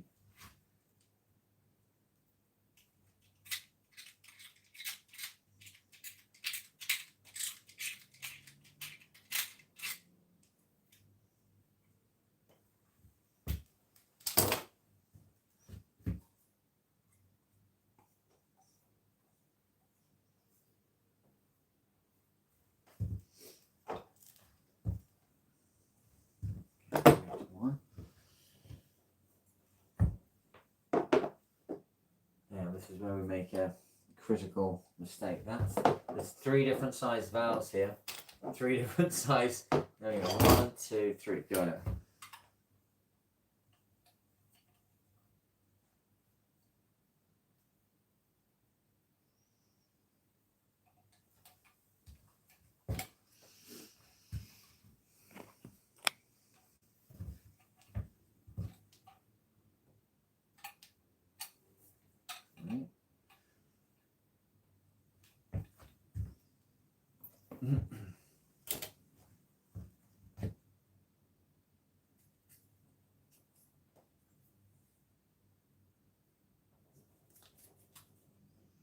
The only problem with Teflon tape, if you pull it out, don't cut it off, it makes this like string effect.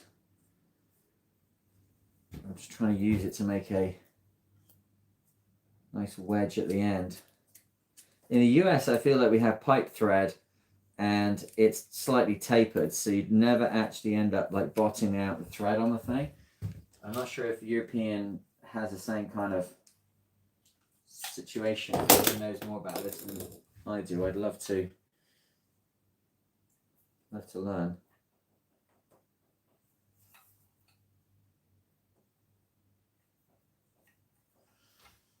Right, 1, 2, 3.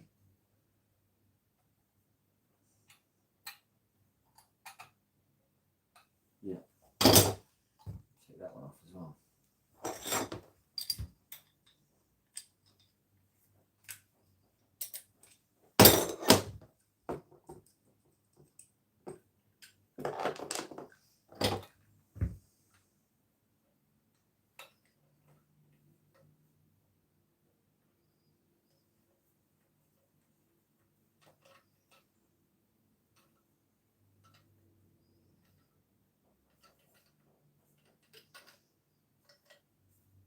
I feel like they are not lining up as nicely as I would have liked on my nice flat flat surface that I was thinking of creating here. Okay, we can go for variation on the design, I guess.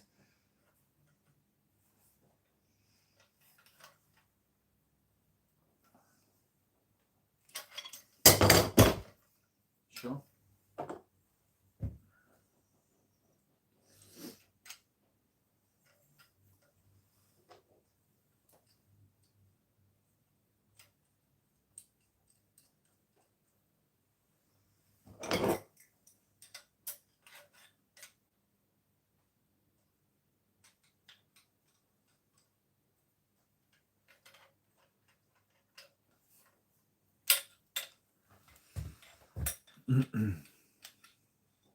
The shore power, no. So the shore power on this boat, the boat is 110, and we're in Europe, and obviously I can wire across to it. But the let me see, what have we got now? I could charge, if I could get 110 directly off the dock, I could connect it onto my inverter charger as it is now. I would have to go and wire the dock supply. It's not hard to do. It's getting 110 from 220 is easy. Trying to get 220 like ad lib in the US can sometimes be a little bit complicated. But yeah, I could go and wire that up. But from my point of view, like I'm still interested in learning the bottom end. I'm at 25.04 volts now on my batteries. certainly for tonight, I'm still interested to learn like what the bottom end is. If I run for an entire day, I've only got these 2 lights on here now inside the boat. What can I do with that? You know, what's the absolute limit? Because then it gets down to charging head torches, charging phones, charging batteries for emergency nav lights, all that kind of stuff. And if you have already explored the bottom end and you know the behavior of the battery BMSs, it's just not such much of a surprise when it all turns off in the middle of the in the middle of an otherwise nice day, right? So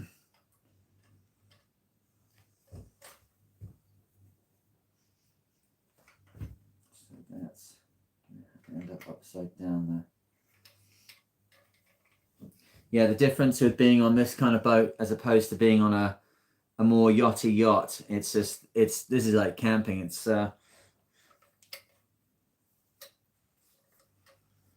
I don't like that.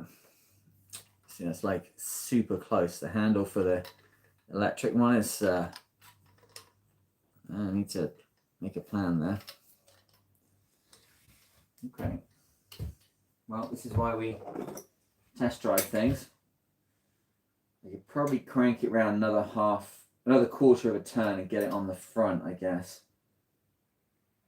Yeah, we'll do that. We'll keep going. Keep going. I think we'll be okay. No, actually, we'll do it now.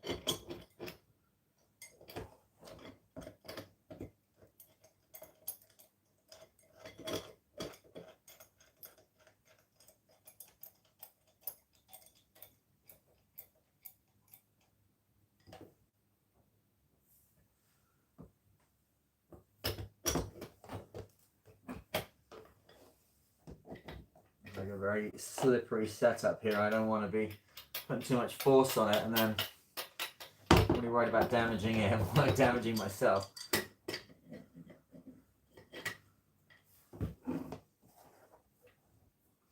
Oh, come on.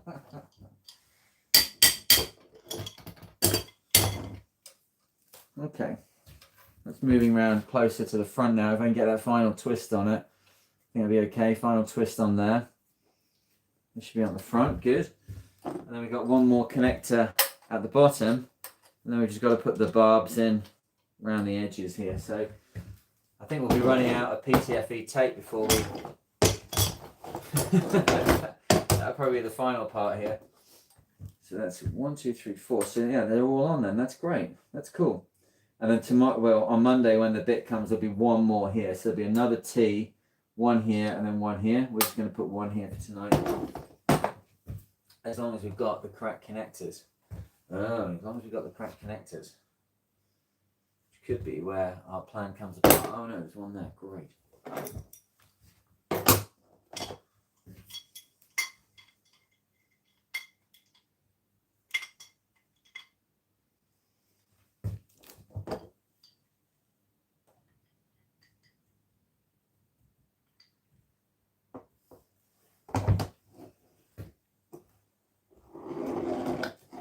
These are original.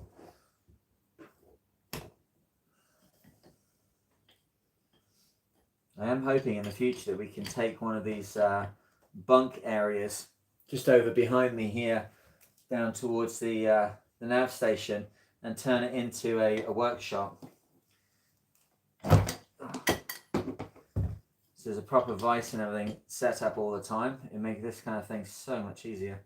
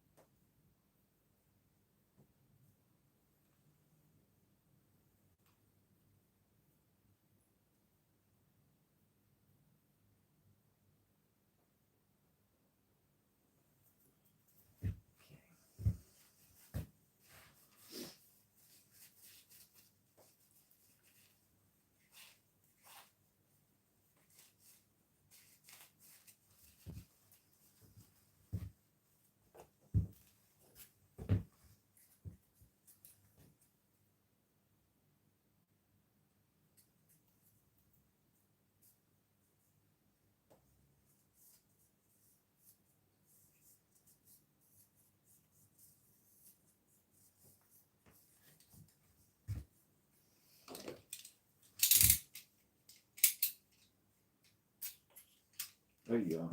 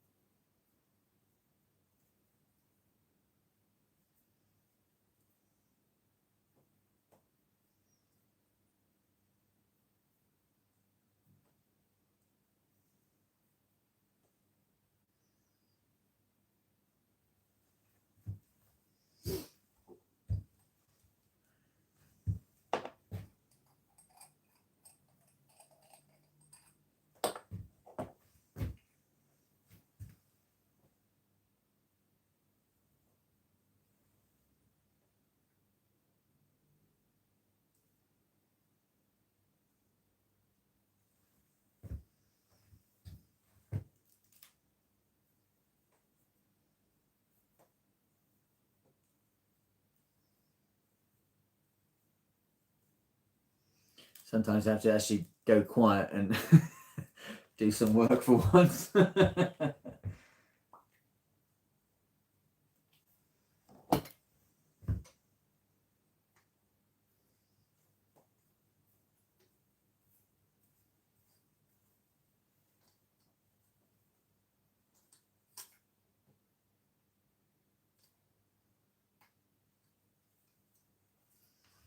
We seem to be getting somewhere. This one's a bit wayward over here, but we can sort that out.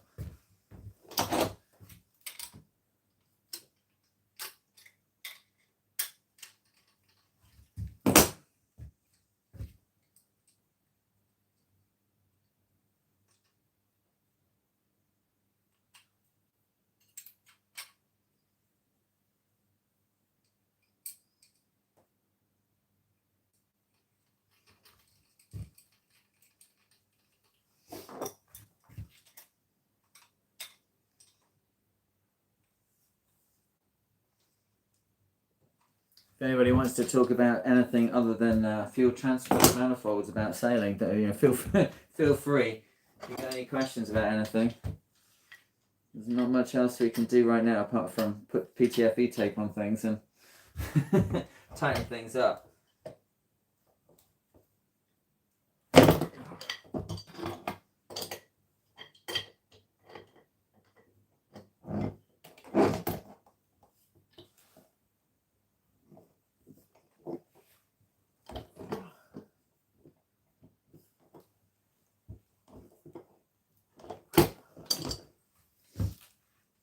Okay, it's looking good. Turn that guy around.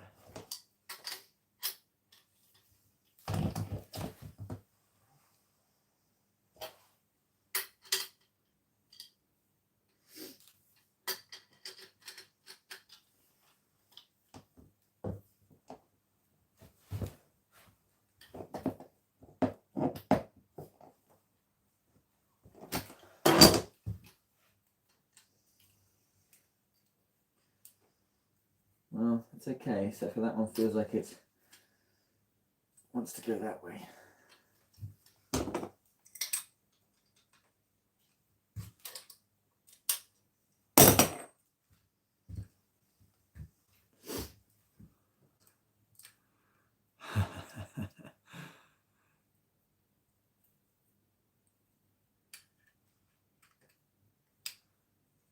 Interesting. Really?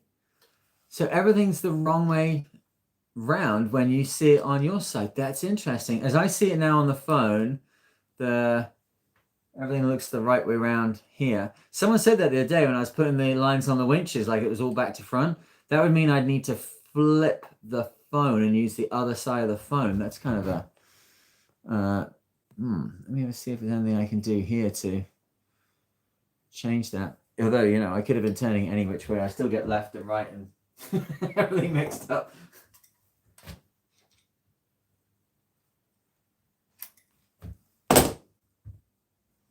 Right.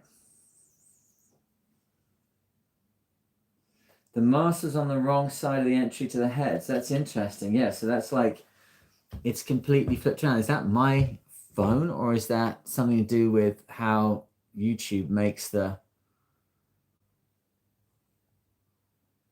Don't know. Interesting. Got a button that's... No, that's the video. No, all I can do now is flip to the other side. So I could go over here or something. All right, we've got something here that looks vaguely useful. It's a lot better than what was on here before. Those valves are a bit kind of like all up in your hands there. I feel like that would be better if it was up higher, actually.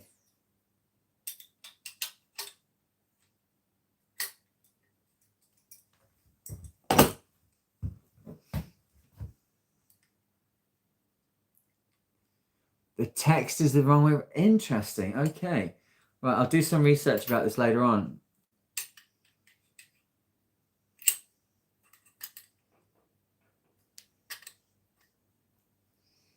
Must be some aspect of my phone. Right, the camera settings. Yeah. It's so when you do the YouTube live stuff, all you're doing is basically what's this? Knox Johnson running aground in the first Golden Globe race. Oh. I was reading books back to front last night. Well, the skills keep developing. Hang on. So Knox Johnson ran aground in the first Golden Globe race. Is that right? Where did he run aground? Let me think of the story. Hang on. How can you run aground? I don't know that about that story. I read the book A Voyage for Madmen. I've read a few books, but obviously I know Robin. But it's not like he does tell a hell of a good after dinner story. But I don't think I've ever heard that particular one. I'm gonna have to put a bit more in there, I think. Slow that valve down.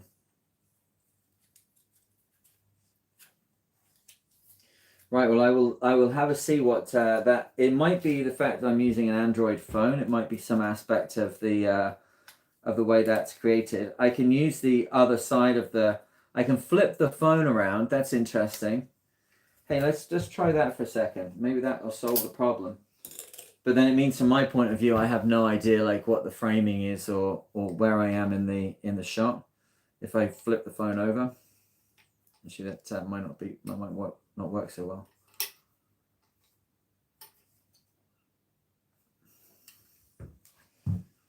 Let's try that now.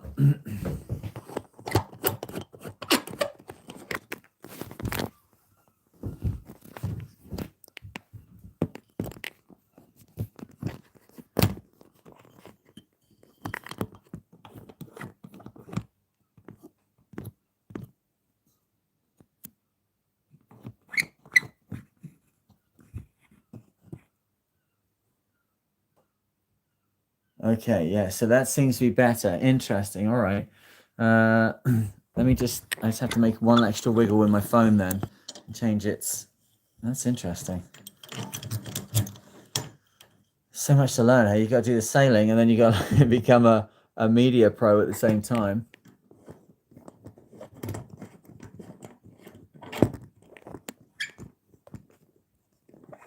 Okay, I can still kind of read the chat there. That's it's a bit... Not much point doing that.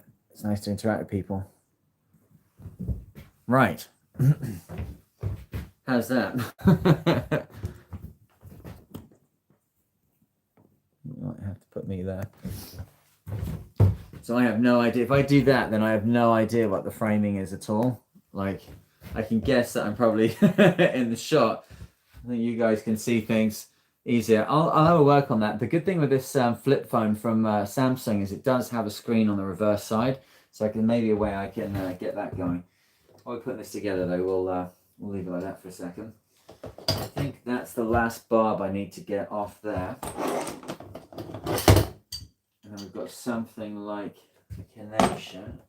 Yeah, so it's this barb and that barb. Although that looks like it's got a reducer on it. Okay. See how that goes.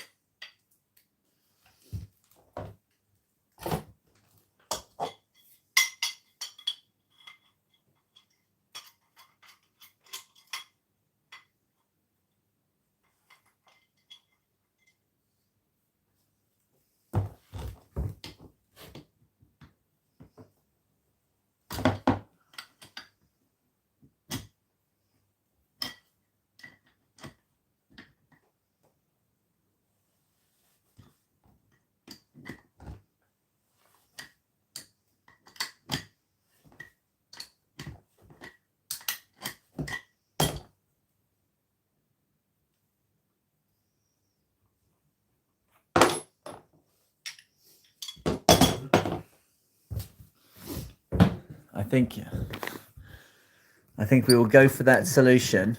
We'll make that work. But I'm going to have to come up with something else where I can then see the chat. Otherwise, this is going to be quite the... then I am just in a room talking to myself, as opposed to not even being able to see the chat. We'll go back to Mirror World here.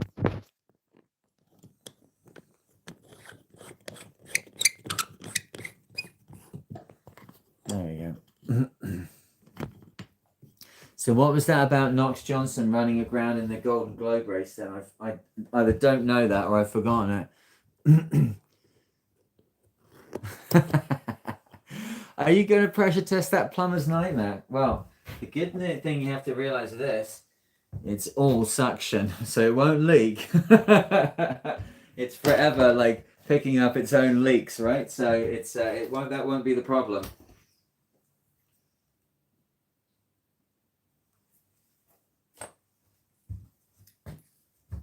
It was interesting, when I went to the boatyard and had a look at the Garcia boats and was looking at all their fuel system and the water system, and they not got the decks on at that point. It's just before they put the deck in, it's part of their construction process, and seeing all of the work that goes on in the background. I thought it was a really interesting moment to see the boat. It's got no interior in, it's got no decks inside it, it's got no, or part of the deck certainly missing on the superstructure. So you suddenly get to see all of the work that goes on behind the scenes to make the boat, you know? And I guess at the end of the day, if you have to connect these kind of fittings together, then PTFE tape is the only way to do it, right? I don't know of any other way of making that work.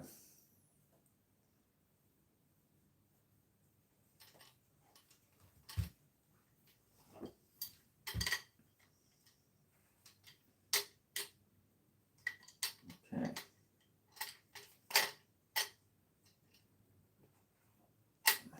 Good.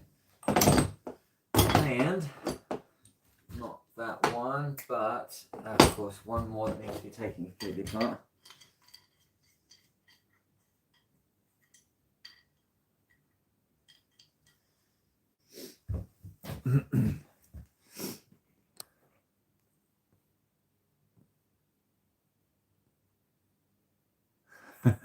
Yes, exactly, Van Zeitz, yeah. So I'm on the port side of the boat now, looking forwards. That's where the companionway is just up there. There's the companionway, and then there's forward to the galley, and then back there to the engine room where we all were for the Fastnet, which is of course what you joined us for. And your repair to the rudder, well, not repair, but your modification to the rudder works perfectly, Van Zeitz. Yeah, that's the way you kept that the autopilot collar from jiggling around there. Perfect. Very, very much appreciate that. Thank you. Yeah, Van Zijks came on board for the Fastnet race, and kind of came on board, shook hands, and then as a man who knows more than a little bit about epoxy and composite materials, disappeared into the lazaret, and came out at the end of the day, and he completely fixed an issue where the basically the quadrant at the back, it's got the ram on it that drives the boat with the autopilot. That collar there, where it was forever like trying to shift up and down the tapering sections of the rudder post. So Van Zijk's made like a epoxy dam, a kind of wedge that held it all in position, stopped it all coming loose. So it's already done a couple of 100 miles under autopilot and absolutely no issue at all, and in a lot of weather as well. So there's a lot of load on it. Very, very cool. All these little things, hey, all these little jobs over time getting done.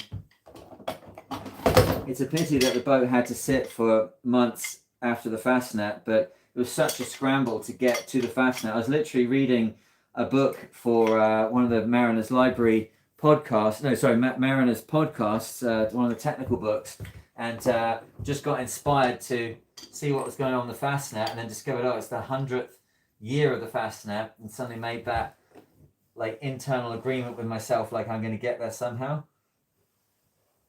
Well, we did it, but as anybody who's ascended the crystal staircase knows, the crystal staircase is pretty messed up by the time you get to the top of it. You've got these ideas of like what the steps are to get to your dreams, and you have to take each one perfectly. That's the crystal staircase concept. But the reality is when you get to the end of a project, nothing really went exactly the way you were expecting it to, and the crystal staircase steps were done in a completely other manner than you might have expected. And so it was with Fastnet. So I had to go and work. And work I did, and help pay off that beautiful mainsail we've got, and then lots of backs and forwards. Unfortunately, yeah, we were very excited at the Fastnet to hear from Kat that she was pregnant, and then unfortunately 3 months later, at the end of her first trimester, she lost a little one. So it was a pretty tough time. You know, I'm 48 now, so having we've got little Isaac, and that's been a real wake up for me, and an amazing opportunity to be a dad. I was in a relationship previously, and when I entered that relationship, there was already a 7-year-old little girl. So I was lucky enough to be father to little Bella from 7 to 14, when unfortunately her mother and I broke up during COVID, and because of my business and all the rest of this stuff. And she went out of my life, which is still a massive heartache. But little Isaac came along in 2002, and he was something that's massive education. It's the joy of having kids. So then when Kat told me at the end of the Fastnet, after all of that, we'd just be having the little one like now, basically, in this week would have been when that would have been happening. Picked out a name and done the whole thing, and it didn't happen. But you know, making a child is a very complicated process, right? And if nature says not this time, then it's probably best to go with that. But say at 48, you feel like, am I going to get the opportunity to do this again? Because I would have another child in a heartbeat. Having a child with Kat and little Isaac in my life is quite phenomenal. So it was a tricky end to the year, which meant that rather than it being the beginning of a big project and things moving forward with Osprey very, very quickly, it was actually more of a kind of stall out for like almost 3 months as I worked, dealt with all of this stuff. Because when you are going to have a child, like for me, I would not be doing what I'm doing now. I would have just changed the plan entirely. We'd have done a couple races and wouldn't be setting up to do anything else big, because I want to be with Kat when she has a little one, and I want to be there at the beginning, and that's the joy of the thing, right, to me. So when we thought we were having a little one, I changed all the plans, and then when we were not having a little one, basically what happens then is you have to go back to the plans you had before. But it does feel a bit brutal to say, well, okay, then I'm going back to what I was doing. So it was a funny, no, not funny, it was a strange time, a very difficult time.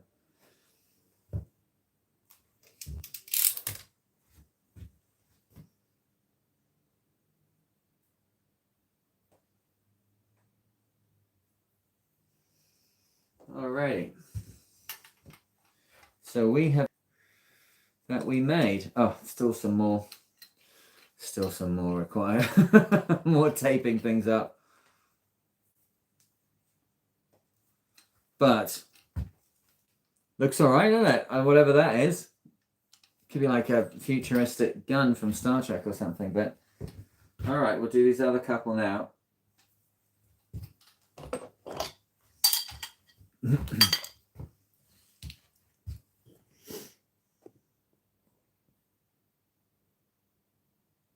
Yeah, it was pretty powerful, man.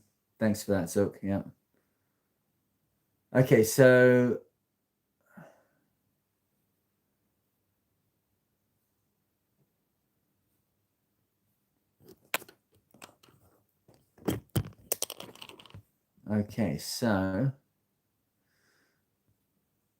yeah, the Garcia Explorer cat. I actually went on board one yesterday. The guy that I work for is very interested to have a gunboat, but a gunboat's a race boat and a toy. But he's like, we have a gunboat, we'll sail around the world. It's like, the Explorer cat's got like 3 inches of closed cell insulation all through the inside of it, and it's absolutely solid. There's no no twist. It's so stiff that there's no movement from the rig. So as soon as you get a gust, it like powers up. So it's a very quick boat. And they're looking to see if they can take one up through the Northwest Passage. I was like, oh, I'll come, because it's like the first catamaran that could do that. So you've got the speed, but you've also got the resilience and the comfort. Most catamarans, when you're going upwind, the average wave height for like the Caribbean is like 0.3 of a meter. Under the bridge deck, it's like bang, bang, bang all the time. Having proper insulation, having it designed by these French guys like a high latitude cat, it makes it amazing. But the boat that was the standout for me was the well, I had a look at the 60. That's a very different boat. That's a very round bodied boat. It's got a beautiful space inside the 60 where you can go inside and then go down and underneath like the cockpit, or the cabin rather, the pilot house, and there's another cabin underneath there. So there's a lot of round bilge kind of volume to it. It was a beautiful boat, but the 52 felt like if you're a couple of you, and you just want to go off and have that amazing adventure, the 52 felt like it was an amazing boat. Yeah, very impressed with that. But if you like multi-hulls, the Explorer Cat was awesome. I haven't seen one yet with all of the interior in. The one I was looking at was half finished, so I was actually getting to see the structure of it. But from what I saw, their woodwork and everything was exceptional. And certainly their installation of services and pipe work and electronics was beautiful. The thing I love to see when I go around a boatyard after hours, which I did with Sylvain last night, is the fact that the workspaces are all like really cleaned up. Everything's like dust free, immaculate. There's no fingerprints anywhere. There's no footprints anywhere. There's every workstation off the boat, every workstation on the boat is all clean. And that means, of course, that you just feel like the craftsmanship's there in the little things. It's a little bit harder to imagine they pooched everything else up, We're gonna get this guy off. Some more tape on. If anyone's wondering, I've got one of these heated vests on here. I swear by these things. Absolutely brilliant. On the boat, they're great because when it's turned off, it's quite it's not a warm piece of clothing. It can just be as a layer underneath the jacket. But then if you click the buttons on, suddenly you've got this like heating, oh, don't drop that, heating elements start to run inside the vest, and it got, I think, 2 at the front here and 3 across the back. I've had this thing for 5 years and it's worked absolutely fine. It's been soaked through loads of times. It's been washed. It's oh no, that might be a lie. Has it been washed? Dang, if it hasn't been washed, it hasn't been washed in 5 years. But maybe it hasn't been washed, but it's certainly been wet a number of times. Maybe I need to wash this thing.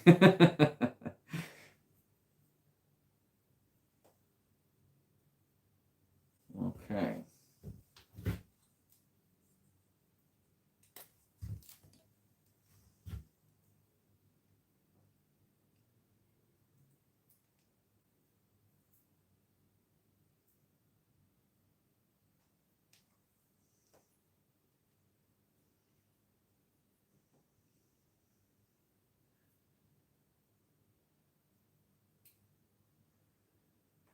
Again, just clearing away that excess from around the fitting, so I'm not working against it for the lifetime of the manifold.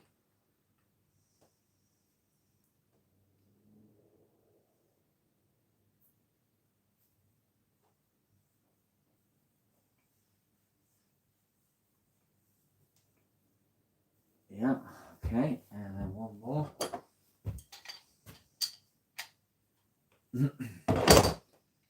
Oh, of course, this one is a reducer and a barb because I couldn't get the right size barb. So the last one we got to put 2 loads of tape on. Jesus, these things, right? You try and get this, these jobs done. It's like hours and hours. How long are we into this now? 2 hours just putting the bloody tape on the thing. I suppose I did talk a lot at the beginning. All right, let's have a see what's going on here with the Trevor saying yes, his radio failed in the Indian Ocean. Absolutely, yeah. And nobody heard from him in months, 200 days, I think it was. He did a drive-by near Dunedin, yeah, New Zealand. Only ran aground near the harbour. Oh, interesting. Oh, really? Sorry. Yeah. It was said since he was able to float himself free with the tide. Yeah, absolutely. That was still considered non-stop. Yeah. Someone. No. So the rules are very, very clear with that. If you self rescue yourself, it's completely fine. It's if you get any help from anybody else, that's the problem. It's unassisted. It's solo around the world, unassisted. So what has happened previously is that people have done around the world events and then discovered that because did we not talk about that the other night? Someone like helped somebody put a sail up and then that was it. They were disqualified from the race. The one that's most famous to me is Yves Parlier when he was in the let me get my numbers right. 2001 Vendée Globe, and he dismasted in the Southern Ocean. And Yves Parlier is a carbonologist, right? He knows composite work, and he. Now you need a little snack here. I'm low on sugar. Yves Parlier managed to salvage his mast out of the water and make the repair on the spar that he had. Is the same spar that I had on my old Open 60. I used to look at it all the time and think, how on earth did he do that? So rather than it being a traditional Marconi panel rig with spreaders, it has 2 giant deck spreaders, and then it goes the rigging goes directly up and meets the mast. It still has hounds, but there's no spreaders. It keeps the weight down low. It's called a Triant rig. And actually, the guy who now owns the Open 60 I used to have, he got in contact and he wants to connect and know about the boat and all the rest of the stuff. I'm pretty excited to talk to him. I haven't heard anything of that boat in like 15 years. That was Robin Knox Johnson's boat, right? Robin Knox Johnson was my boss at Clipper Ventures.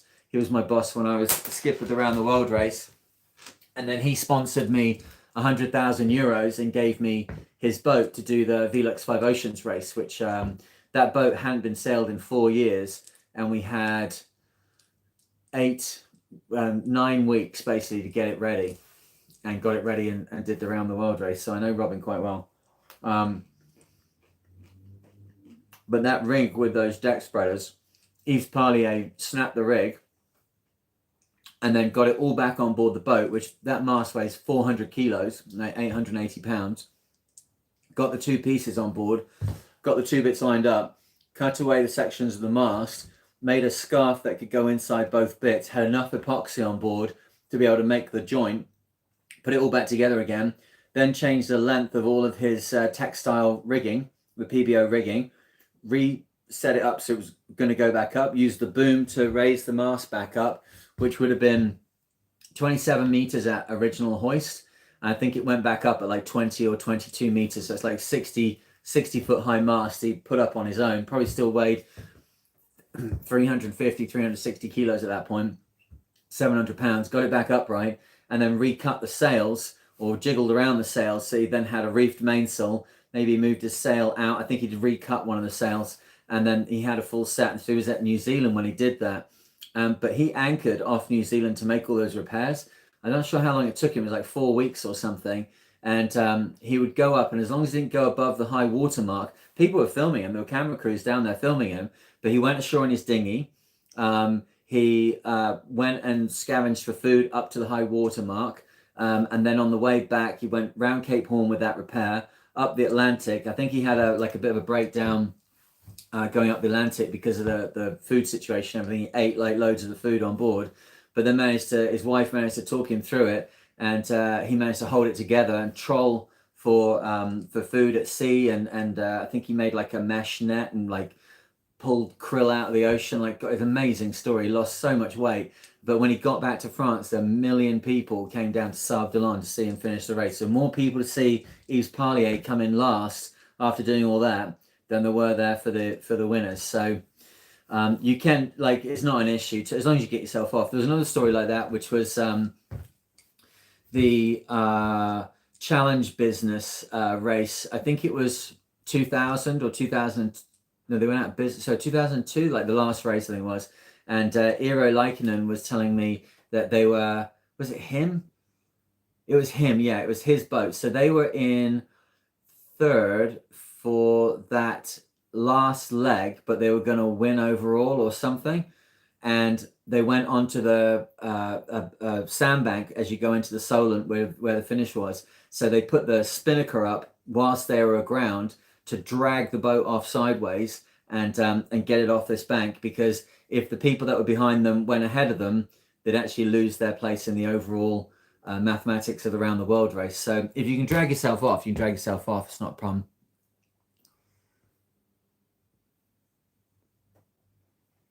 As a welder, I've been thinking of designing one of these that has an air conditioned characteristic rather than heating. What's that?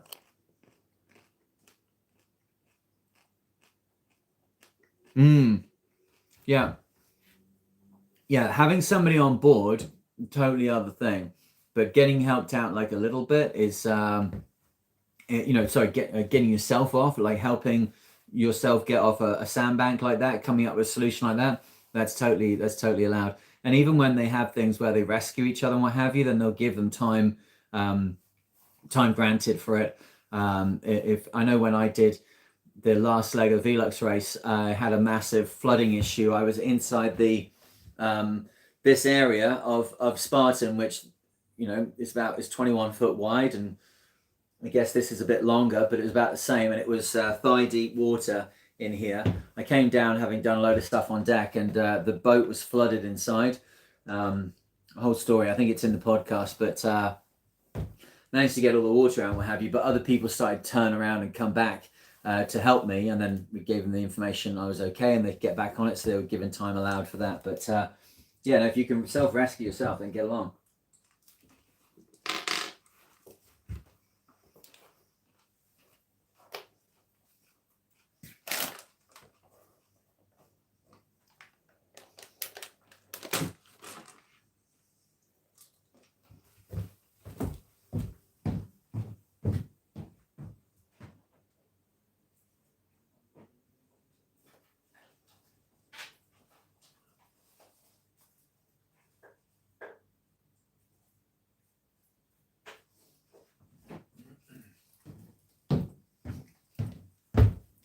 Gonna get my pipe out. Oh, I do have a mute button. I got to remember to press it. I'm gonna get my pipe out here and have a little smoke. If I can find a lighter. Well, there's about 800 lighters on this boat, so I'm not too worried. That's one of the carry throughs from being an out-of-bound instructor. When I was packing my gear leaving North America to come back here, it's like in my wash kit there's 2 lighters. In each one of the electronics bags there's a lighter. There's lighters thrown inside the bag in different places, so economically I would say there was at least 10 lighters in my bag. I don't even smoke anymore. My pipe once in a while, but having been an out-of-bound instructor, it's like if push comes to shove, having fire is very bloody important. All right, I'm just going to turn off my headphones for a little while here while I have this. There's going to be lots of smoking sounds. Probably not that great.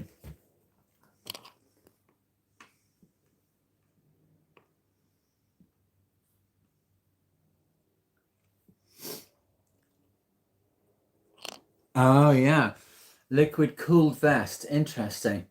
Have you seen those things on like would it be History Channel or National Geographic or whatever? It's those guys in South America. Are they in Mexico where there's that cave with those giant crystals in? Have you seen that? It's like unbelievably hot in there. They have all this like cooling gear, like big packs of ice on their back and cooling vests, and like the temperature's like 50 Celsius, but there are these enormous crystals like the size of shipping containers, but they look exactly like crystals. It's pretty wild.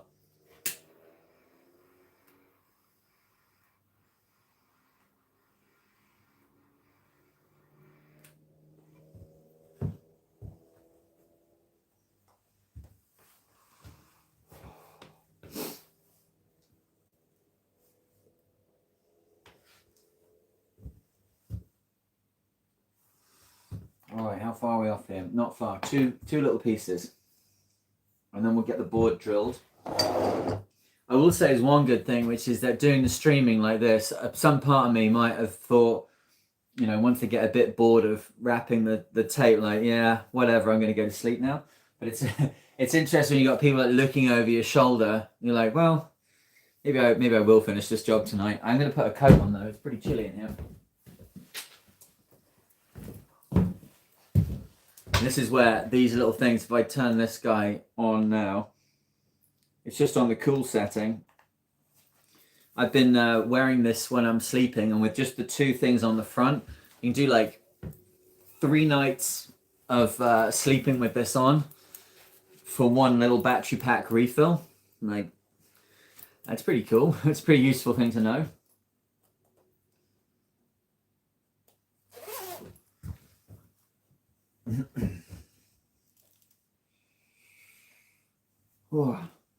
One thing it is weird when we're doing the streaming like this, obviously you can't have the like music going and stuff in the background. Like for me, I'd always have my headphones on and be listening to an audio book or something, or listening to music.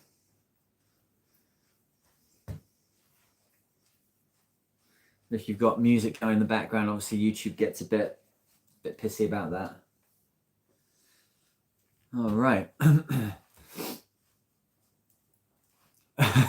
Voltage, good point.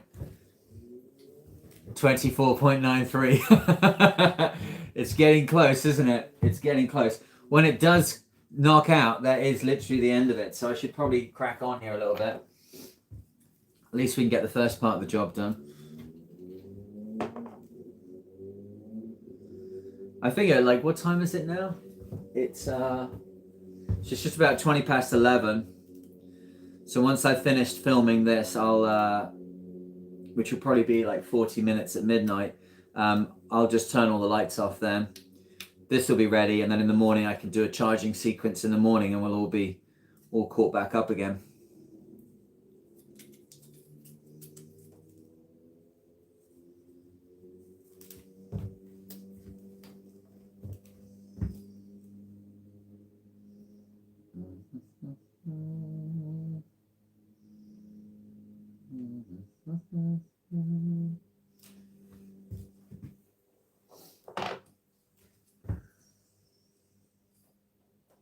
Ooh, we're getting down to the very, very last of the PTFE tape, so we wouldn't be able to make that addition of the extra valve even if we had it here. Whoop. Hello. Gust of gravity.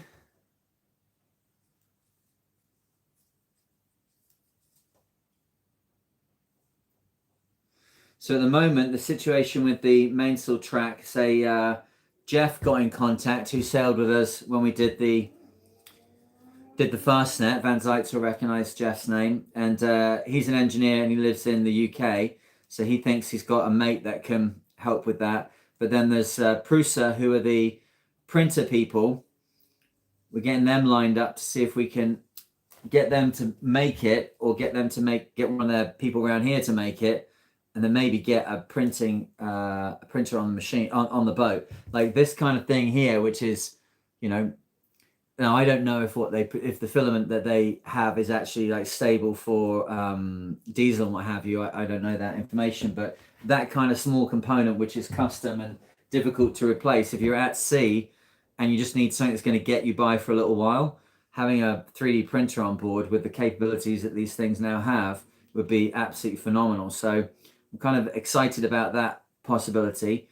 Or Jeff or the engineers here can do it next week, but one or the other. I just like to do it in such a way that we're not losing the budget. At the moment where we're at, when the next two people pay for their sponsorship and we get bums on seats for the race, then we'll do the race entry. At the moment, the race entry for the Newport Bermuda race is $6,000 US. So we're now past 12 people, which is our minimum for running the boat for the event. So 12 people, then I can enter. So I'll do that next week if I can get those payments in. And then we know, like, we're in the event. Then really the only thing that's got to happen between now and then is obviously get there, continue working on the boat, continue tidying up the boat, all that kind of good stuff, and get the life raft serviced. And if we do that, pretty set up actually. The life rafts have been a bit of a disappointment because I got them in Nova Scotia and I was happy to get, you know, rafts from a company that's from my local area. Then I discovered that they're the only people that can service them and that nobody else anywhere else seems to be able to service their life rafts. So there's a bit of a disappointment come the end of it, but there you go. That's how cookies.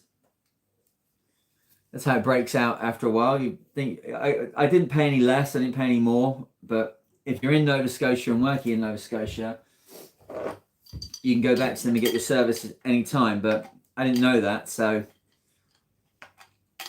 I left Nova Scotia thinking I'd get it done over here, and no siree bob.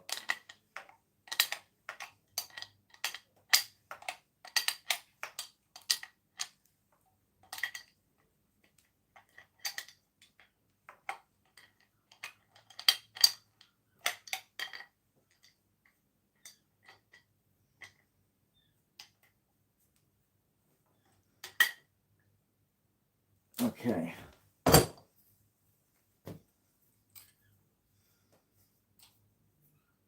So I just want that one to have more tape on. Everything feels pretty solid apart from that top joint.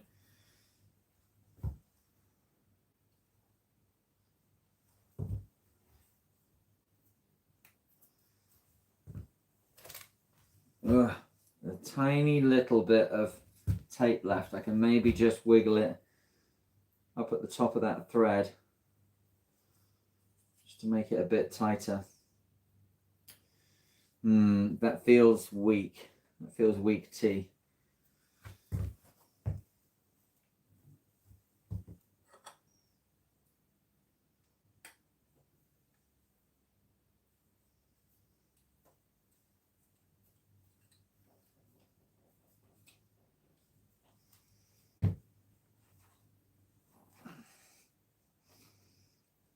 Okay.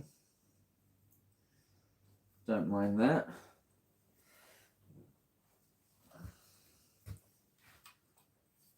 Corner.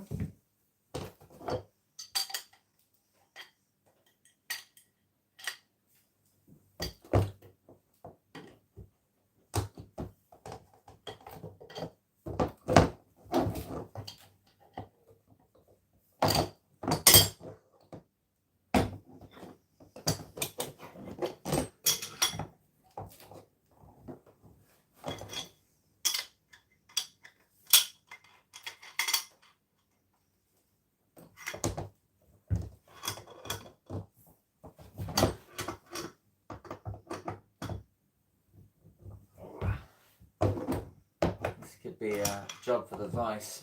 I know where to get hold of this.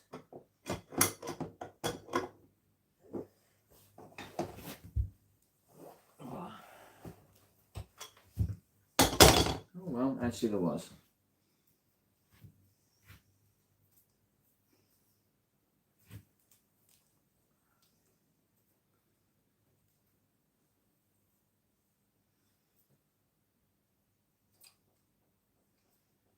Yeah, it's okay. I don't like this interaction between this valve and this valve.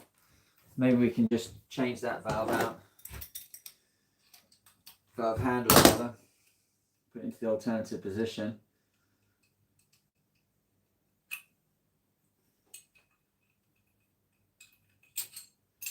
Oh, then it's going to put it around the other way. Yeah, that's no good.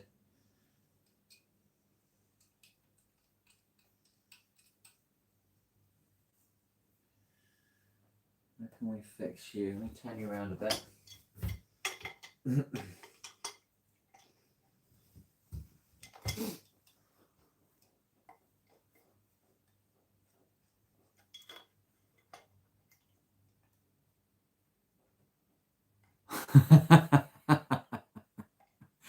Just start welding in -40. Yeah, that's it.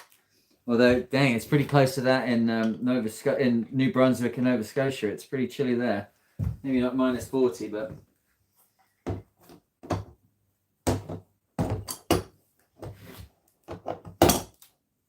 oh, I can't quite get in there. Okay.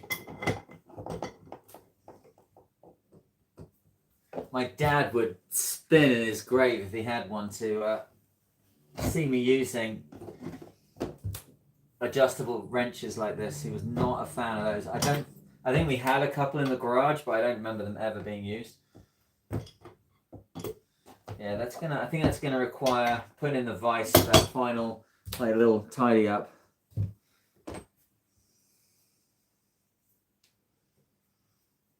I don't like the messiness of this tape. I'll probably go in and clean this out a little bit. Certainly where it's gone over the, I knew it was going to happen. It's like wrapping the tape around the junction. Okay, but that's not bad. That's kind of what we wanted. So now,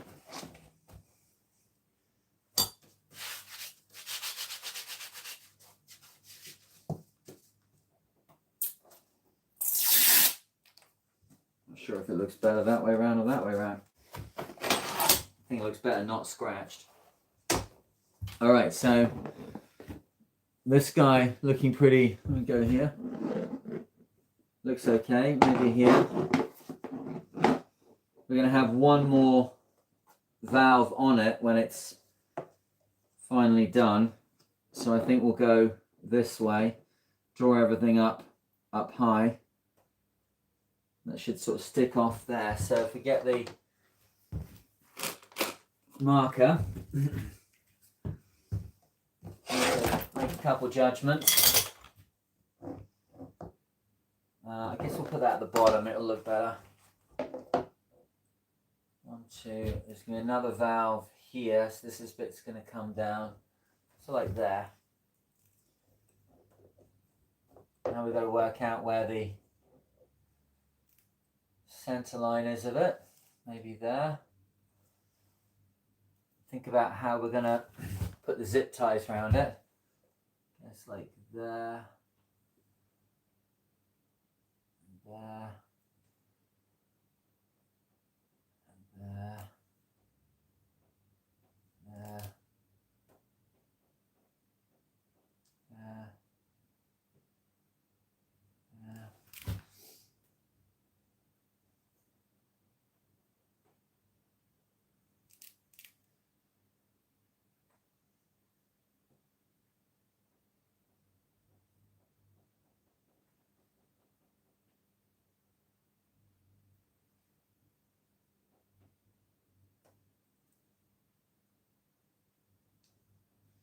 1, 2, 3, 4, 5, 6. That should do.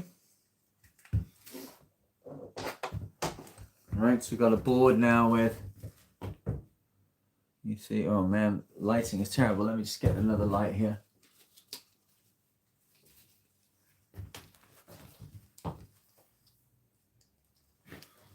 There we go. So we just got this series of dots on here. Super easy. Drill through here. Bish bash bosh. Back in time for tea and medals.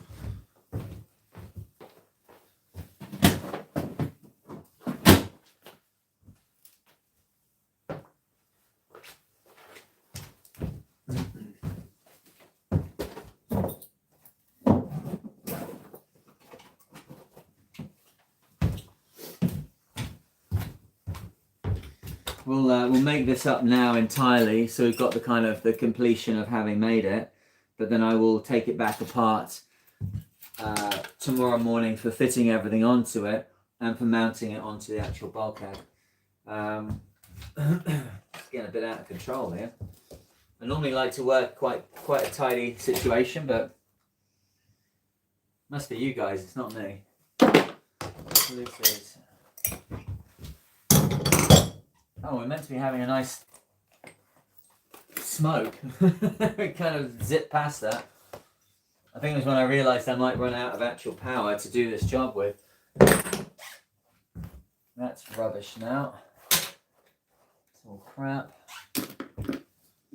Not doing that bit yet. Okay, put this back on.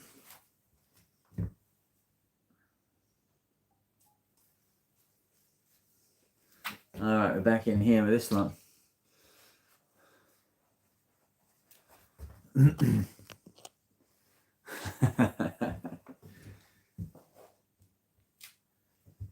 Alrighty.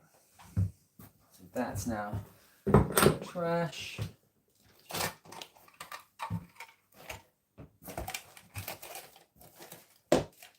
And those were the best that I could get as components to attach to the pump.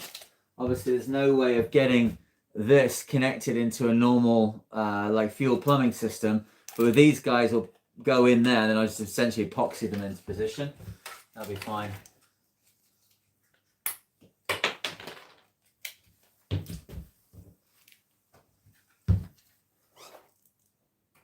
Right, done.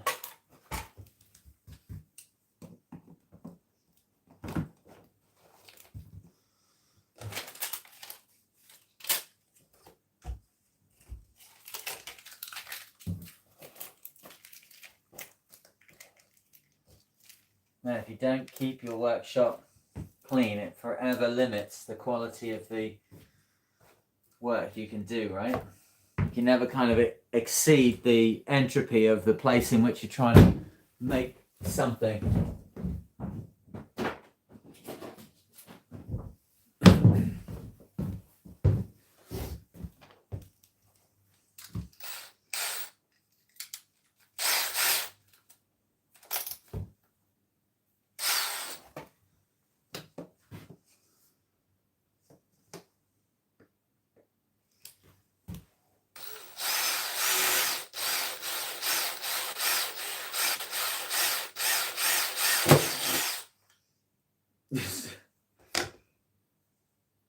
Dang, that stuff's harder than I thought. That drill is blunter than I thought.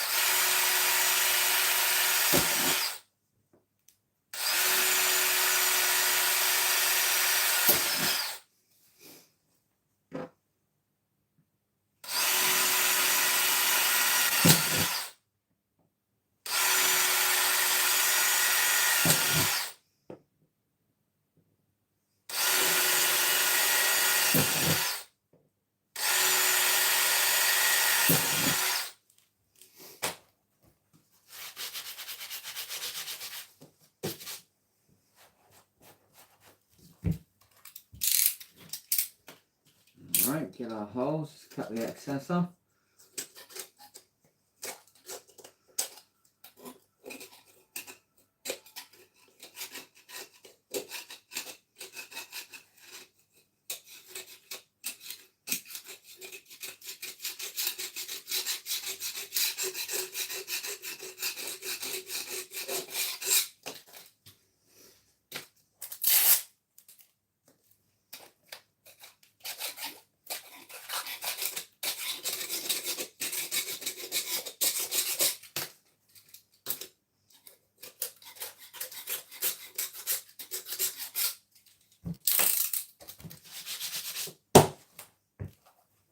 Alright, so we've got our holes in our board, which you can see there. Get this back on here, and we should have some kind of solution.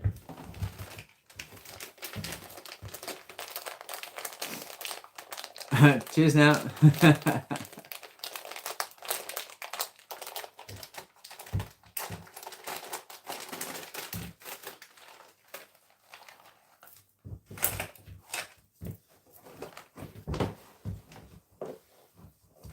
Okay.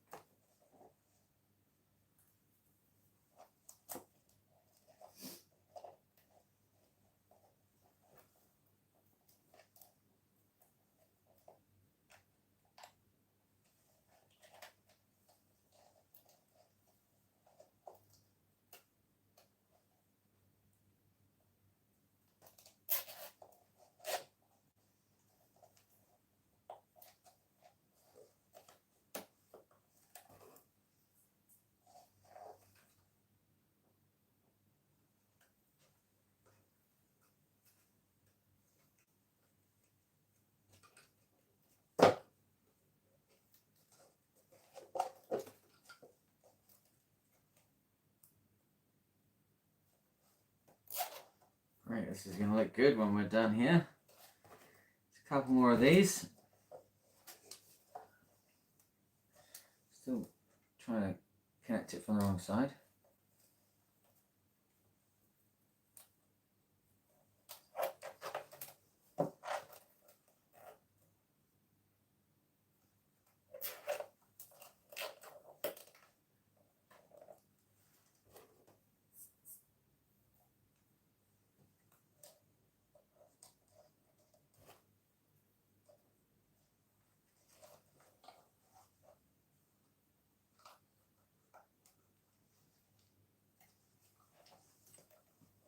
Alright, last one in there. Tickety boo.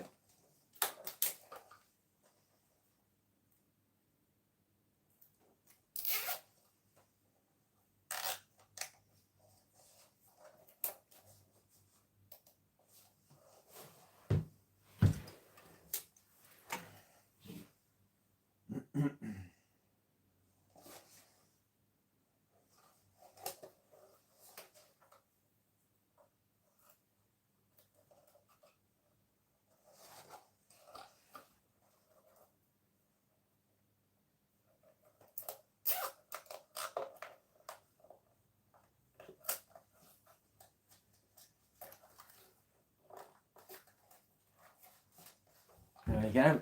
A bit messy on the back for now, but looks alright, isn't it? Let's cut that off.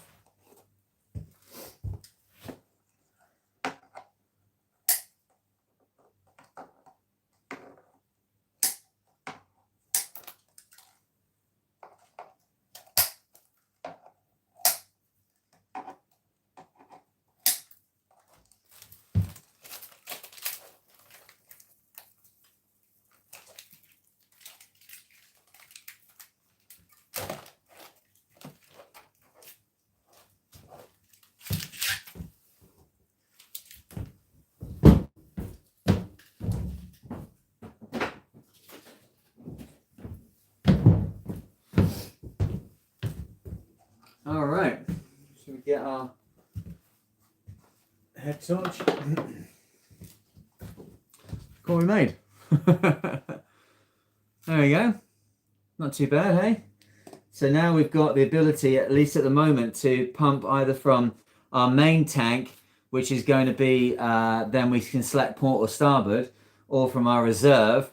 And then when we add on to this next week, when they deliver the extra components to the chandlery, we'll have another valve going this way and one more, and that'll have another, oh, I haven't got it here, but, oh yes I have.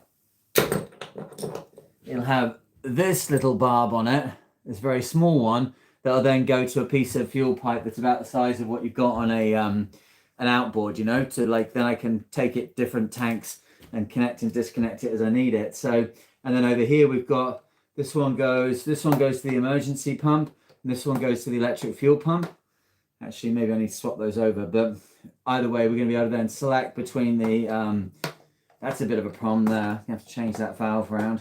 But I'll be able to select between the manual pump and the electric pump, and then make everything easier for myself going forward. So I just got to then get this guy, basically 5200s or epoxy or whatever the connections in that we saw earlier on, so I can attach this to the wall, attach this one to this system, attach this system to the transfer pump that's already in there, and then connect, and I've got myself a proper fuel transfer pump. And the fact that it's mounted on like this, there's a little spot, as I said, inside the engine bay that's got 4 bolts sticking out from the wall that are stainless steel. It's going to mount this whole thing on the wall, and then we're going to have a nice clean, we can put a legend here of, you know, what all the different valves are for, and then somebody else coming on the boat is not trying to guess like where everything is and what's going on is the way it is now. So yeah, pretty happy with that. But cool, that's the end of the stream for this evening. I'm going to keep going here now. I've got a lot of little fasteners that I bought for other little jobs around the boat. Got some for the top of the grey water tank. I've got some to bolt down the toilet finally, some other little jobs. So I'm going to get along and do that. It's just coming up to midnight, quarter to midnight now. If anybody's got any other questions about sailing or anything else that they want to ask me now before I go. It looks like the lights have gone up to midnight here. We're at 24.87, so I'll be turning the lights off as soon as we finish this. No worries. Tidy up a little bit. So trying to keep everything tidy, keep everything clean is the secret for me with a boat like this. So there'll be a good 15 minutes now while I clean everything off here, get myself set up. Allowing all this kind of dust and stuff to get into the bilge is such a no-no. And after I've spent weeks now cleaning and re-cleaning and cleaning and re-cleaning the bilges, I'm done with all of that. So yeah, if I can get all this cleaned up now before midnight, I think that's a pretty good job. Time for a dram, says Zook. Enjoy that, sir. I'm going to go and actually, I started smoking my pipe, but it's an old bottle of tobacco in there, so I'm going to go and set that up. I don't really drink when I'm on or around the boat, but I'll have find something yummy, maybe some more M&Ms. But I'll speak to you in the next one. Thank you much for everybody standing by and being with us this evening and being part of this. I really appreciate it. And this will be up as a video for other people to see later on. But yeah, for now, wherever you are, whatever you're doing, I hope you're safe and sound. I'll speak to you in the next one. Cheers.